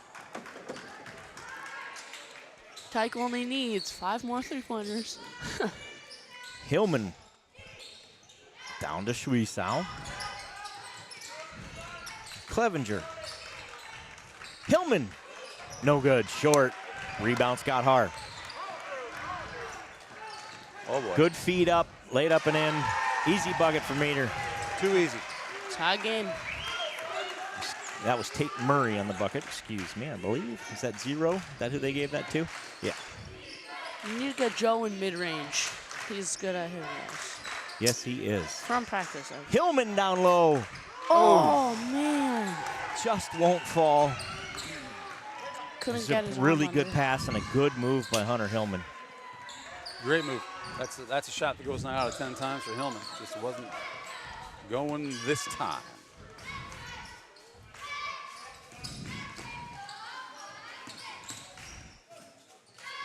Good defense by Remster to deny the entry there. Three-pointer's no good. Rebound by Remster. Passes up to Sparrow, who saves it, kicks it back to Schwiesow. Wow. Who gets the 3. That might have been 2. It looks like his foot was on the line, but I'm not complaining. They give him 3, right? Give him 3. Saints lead by 3. Stolen away by Hunter Hillman. Hillman anticipated that pass. Hillman underneath. Scoop. Yeah! Score! And the Saints lead by 5. 9 for Hillman. Great run here for the Saints after being tied at 35. And Hillman has 7 here in the third quarter. He's taken over this quarter. A 3 on the way and good. Good shot. Heron has shot really well in this quarter as well. He has 8.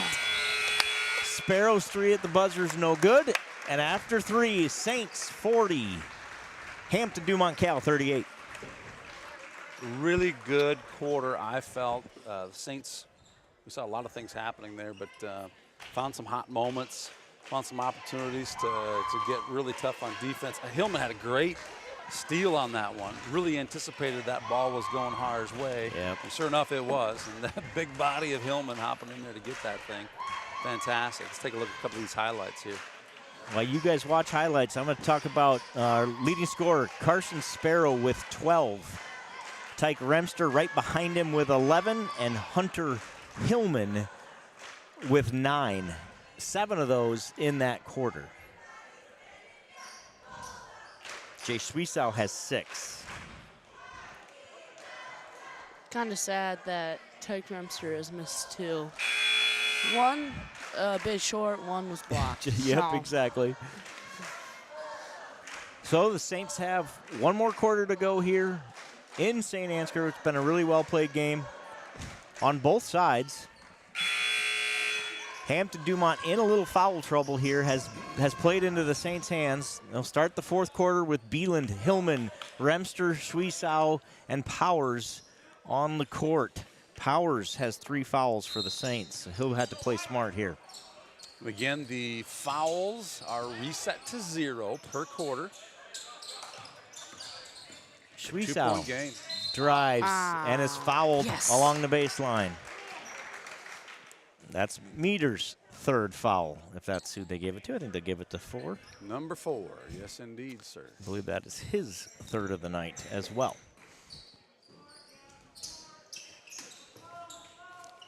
Saints look to set the inbounds play here. Get it to Hillman. He's unable to corral it. Scott Har takes it away. I think Hillman felt like he was fouled on that one. Looked like he kind of just gave up and Scott Haar lays it up and in. Remster set up for the charge. He dribbles around him and lays it up and in. Tie game. Beeland to Powers. Powers going to set the offense from the top of the key.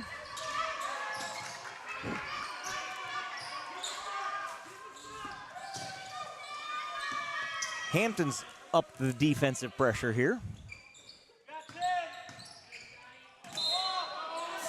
Offensive foul is the call. Oh my gosh. Hunter Hillman with his third. There's no way. Yeah, I'm not sure how you can go up like that and have that called a foul, but. Tough break for Hillman as he picks up his third. I mean, he just fell. I think he took a shoulder to the face, but I think he was kind of in Hillman's zone. Yep. From what I saw. I thought so I mean, too. If you're that big and you just get hit in the face, I don't think you're going to fall to the ground with such force. I mean, that's a little basketball, too. There's a little acting in basketball. There's a little theatrical performance here. That's okay. It's part of the game.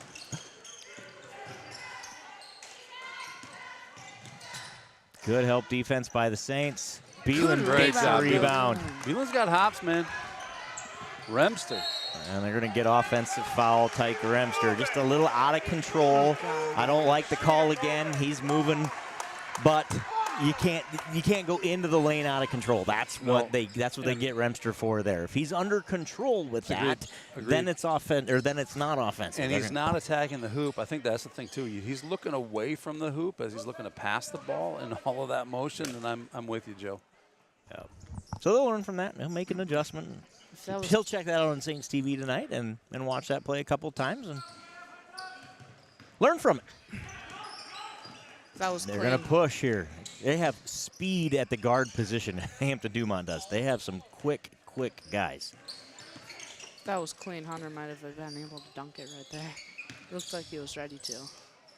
Grabbed it. Inside to Haar. Back out to Walton for three. No good. Rebound by Hillman. Great job, Hillman, on that. Yep. Boxed out. Kept Haar off his back and gets the rebound. Hillman kicks to Beeland. No look. Not to mention. Out of bounds off Hampton. It'll be Saints ball. Summer May, thanks for checking in again. Go Max, go Saints, watching from downtown Minneapolis, Minnesota. Even Minnesotans watch Saints TV. There you go. Sparrow checks in for Beeland. Powers just played really smart this quarter, playing great defense. Inbounds to Sparrow, lays it up and in. On the mark of Sparrow with 14. 5 in the second half. Way to have an opening game. I mean, not bad at all. Timeout, Hampton Dumont. Oh, wow. We like the timeout before the victory. Yes, we do. 30-second timeout. We'll take that. 6 minutes to go in the game. Saints lead 42-40.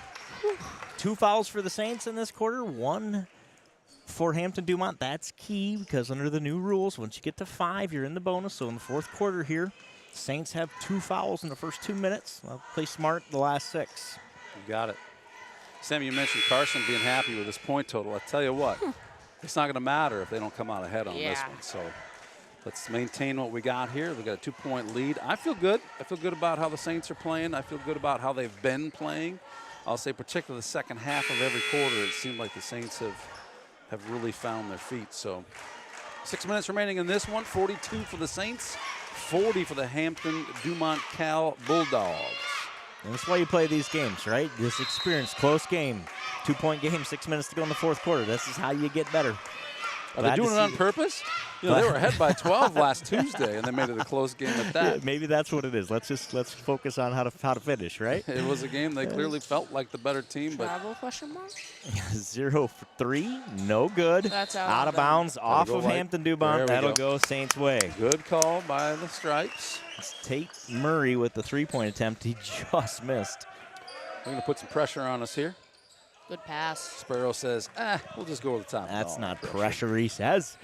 Suisao on the baseline. Oh, beautiful Great pass. feed to Hillman, who lays it up. No good.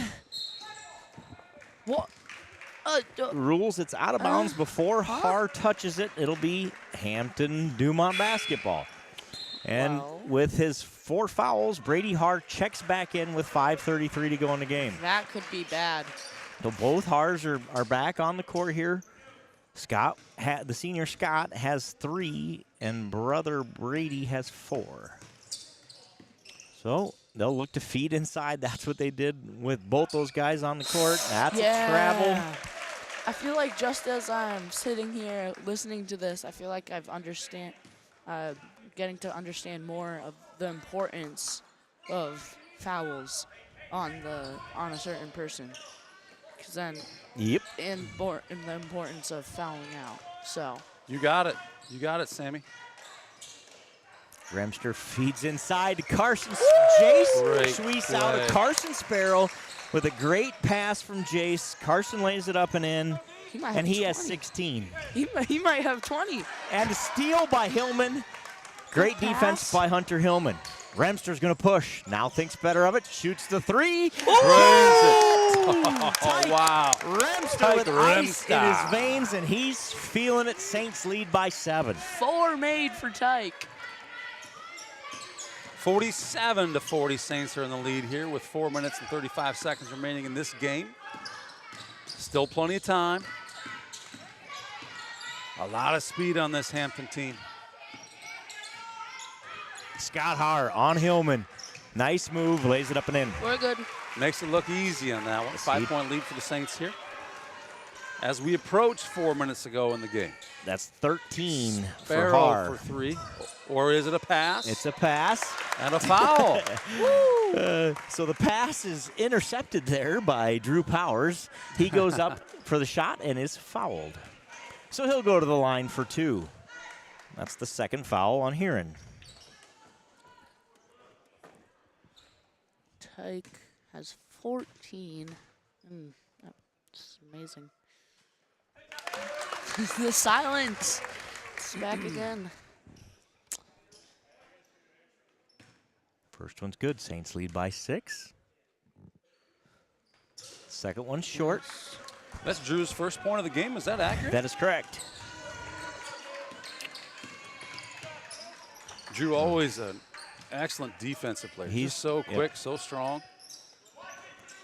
A 3 here's good. I don't know. Tucker Heron. Wow. That didn't look like a 3. And Heron has come to life. He's got 11. All in the second half. Oh, stolen. Entry pass stolen. All right, Jace, set your feet. Going to get a reach on Hillman. That'll be his 4th. Well, we need to keep Hillman in there for the last 3:43. Well, I don't know that we will, but we need him in this game. Beelan's coming in. I would guess we'll give Hunter a minute, maybe a minute and a half. Timeout. Saints first, though.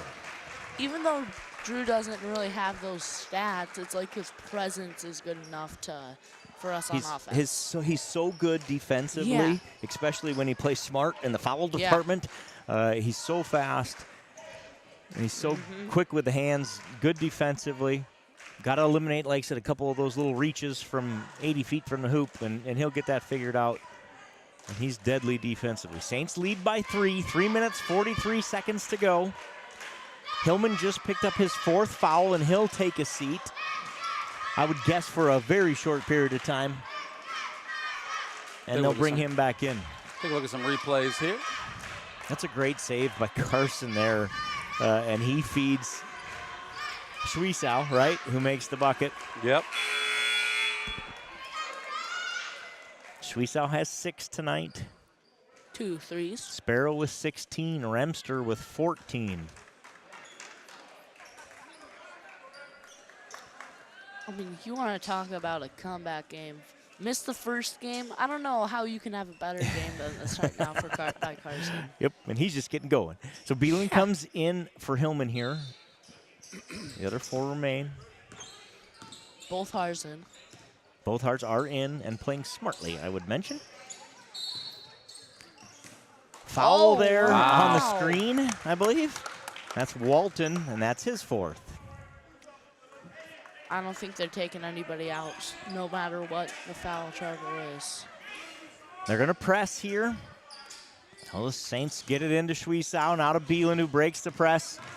Drives in, lays it up, Oh! and somehow it comes out. Great move by Max, just didn't fall. Good defense by Powers. I really don't know how that doesn't go in. I for don't me. either. Hillman's had a couple of those tonight, too. Haars won't fall. Rebound by Sparrow. 3 minutes to go here in the game. Saints lead by 3. Beeland, shot up, no good. Gets his own rebound, kicks it out to Sparrow for 3, no good. Rebound to Brady Haar. 3-point game as the clock gets below 3 minutes remaining here. Scott Haar, the move underneath. Up and in, that's 15th of the night. Hampton and Dumont seems to be doing a pretty decent job of controlling the ball offensively. St. Ansgar needs to get a few things together here. Slow things down a little bit. Find some good shots to take. Get it into Suisau, who's double covered and all over him, but he gets the ball back out with strong hands. Now he drives the baseline. Scoop, no good. Rebound by Hampton. That's been a good shot for Suisau. It has. Not working for him tonight. 2 minutes to go. Hampton takes the lead. 49-48. Get a bucket. Get a bucket. Remster controls it. Beeland back to Remster. Remster with the head fake. No good. Out. No foul called. Okay. I thought maybe Beeland was going to get called there. He does not. They let it go. Saints are down 1, 1:45 to go. Hillman is set to come back in here at the next whistle. Stressful game. Brady Haar. Oh, Great. Drew Powers. The speed of Powers at Drew work. Powers. Carson Sparrow drives the lane. Nowhere to go with it. Throws it away. Yes, get it. No. Scramble on the floor. No. Haar's fouled, and he'll shoot 2. How Haar misses that shot and then don't- comes back and gets his own rebound is beyond me. Agree. But well done. Well done by Haar. He'll shoot 2. They give Beeland the foul. That's his second. I don't know if that was really foul, but Hillman to come in for Beeland here after this free throw. It's good. gotta miss this one. Timeout, St. Ansgar. On the old end. We need Tyke to hit a 3 right here. We need that. So there'll be 1 free throw remaining for Scott Haar, who now has 16 on the night. Saints are down 2, 1:10 to go. A lot of time left in this basketball game. A lot of time left. Don't need to rush anything here. Get a good look offensively and make a plan from there. St. Ansgar can find their shot again. It looks like they seem like their shots have been getting a little bit cold. Some of those that should come easier under the basket. Some of those uncontested three-pointers that have been going for us. Yep. We've been in a little bit of a slump here in the last couple minutes, and obviously the scoreboard shows it. So we got, like you said, Joe, we got 1:10 remaining. That's plenty of time. The Saints just got to go in, get 1 good shot in, and then continue to own the game. Yep. So it looks like Hillman comes in for Sparrow. They're going to give him a breather here. Something. Beeland, Suisau, Hillman, Powers, Remster. We need to capitalize on those turnovers. When Drew got that steal, it was like, gotta capitalize on that. Yep. That's right, Sammy, that's right.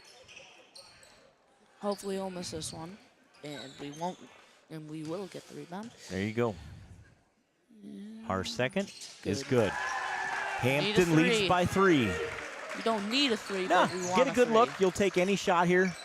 Get a good open look. Doesn't have to be a 3. Oh, good. Powers Fine gets the by ball to Remster as he falls to the ground. Inside to Hillman. Hillman with the shot. How does that go? All the way down and somehow comes out. That's play good the defense. 3rd or 4th one of those. Been a killer for the Saints. Man. Timeout. Timeout, full timeout. Hampton Dumont. We need to stop him here. Got to have a stop. I agree, Sammy. Got to have a stop here. Saints will drop some defense here. Looks like Sparrow's going back in. Great look, great shot. Just wouldn't go. A lot of those tonight. I mean, it's just like, it's going in, and it rings out. For it to get that far in the cylinder and still pop out. That's 3 in the last 2 minutes. Yeah. I believe that have been. Suizo had one, Beelan had one, Hillman all had one that were in the net and somehow come out. Just to let you guys know. It's a hard game sometimes. Yes, it is. Wait, what's his name playing name again? What's their name again? The Who? other team. Hampton Dumont? Yeah. Hampton was leading 10-2 at the start of this game.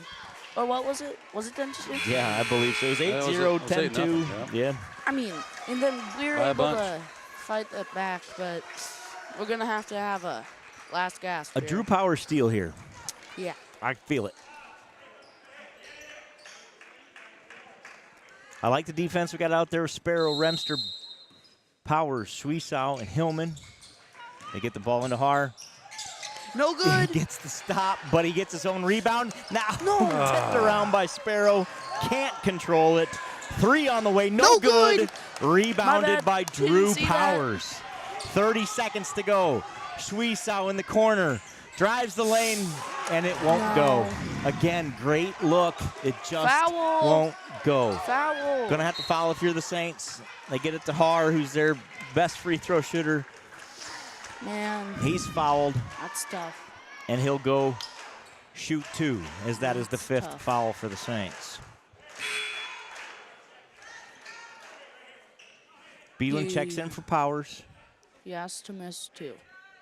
Miss 1. 18 seconds is a lot of time in basketball. 18 seconds is a lot of time in basketball here. So we got to get a good open look, exactly. No matter what happens here with these two, you got to get an open look. First one rattles in. 4-point game.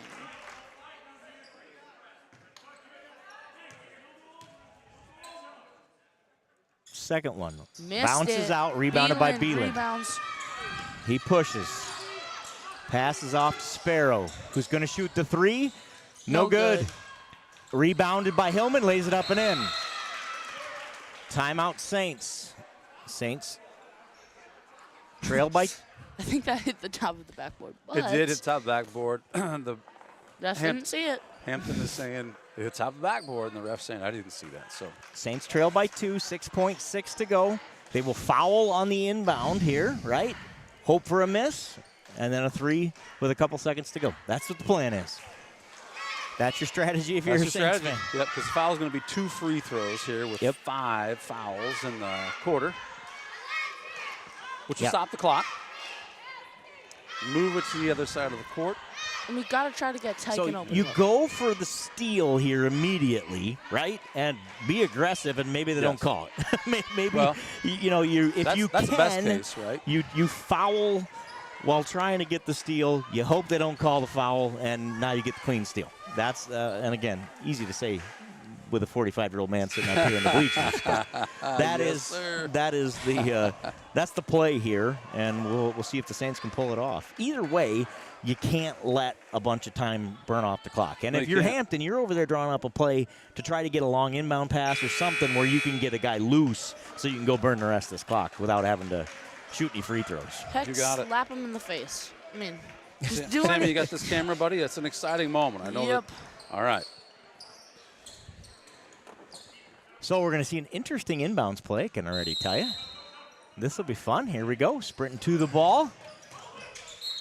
Yes. Fouled there by Remster. Just a second off the clock, 1.2 off the clock. How many And free throws Brody has he shot? Walton, who has not gone to the line tonight, I don't believe, will shoot 2. He's shaking his head like he was hoping that foul wasn't going to hit him, but he's a senior. I got to believe he's got some experience making free throws. First one is good. Those rattles don't rattle down for the Saints tonight, but they have been for the Bulldogs. And the second one, we'll see. This is the key one, right? Make that first one. One for Just possibly don't make this the one. game. It's no good. It's no good, but rebounded by the Bulldogs, and that'll likely do it. Yep, it will. And Hampton Dumont defeats the Saints 53-50. Good game for the Saints tonight. Just come up short. They go cold in the last 2 minutes. Buckets won't fall. And that ultimately dooms the Saints versus Hampton Dumont. And what do you learn from that? What do you learn from that? I think you learn that you got to just keep your foot on the gas when things are really cruising. You don't want those few buckets not going at the end of the game to impact the result of who's the winner of that game. And easier said than done, of course. This is a game that I think the Saints were in control of for most of, outside of that first few minutes. Outside of the first few minutes, Yep, I thought so too. So it looks like this. Carson Sparrow finishes with 16. Tyke Remster with 14. Hillman with 11. Schwiesau with 6. Joe Clevenger has a bucket. Andrew Powers hits a free throw for 1. That'll do it for the Saints here this week. Opening week, they go 1-1. Both teams go 1-1 to start the season. Big one versus Osage for both the boys and the girls on Tuesday night here in St. Ansgar. Be here, be loud. Be here, be loud. And if you can't, there's Saints TV for that. So thanks for joining us tonight. We will see you on Tuesday right here in St. Ansgar, Iowa. Thanks for joining us. See you next time.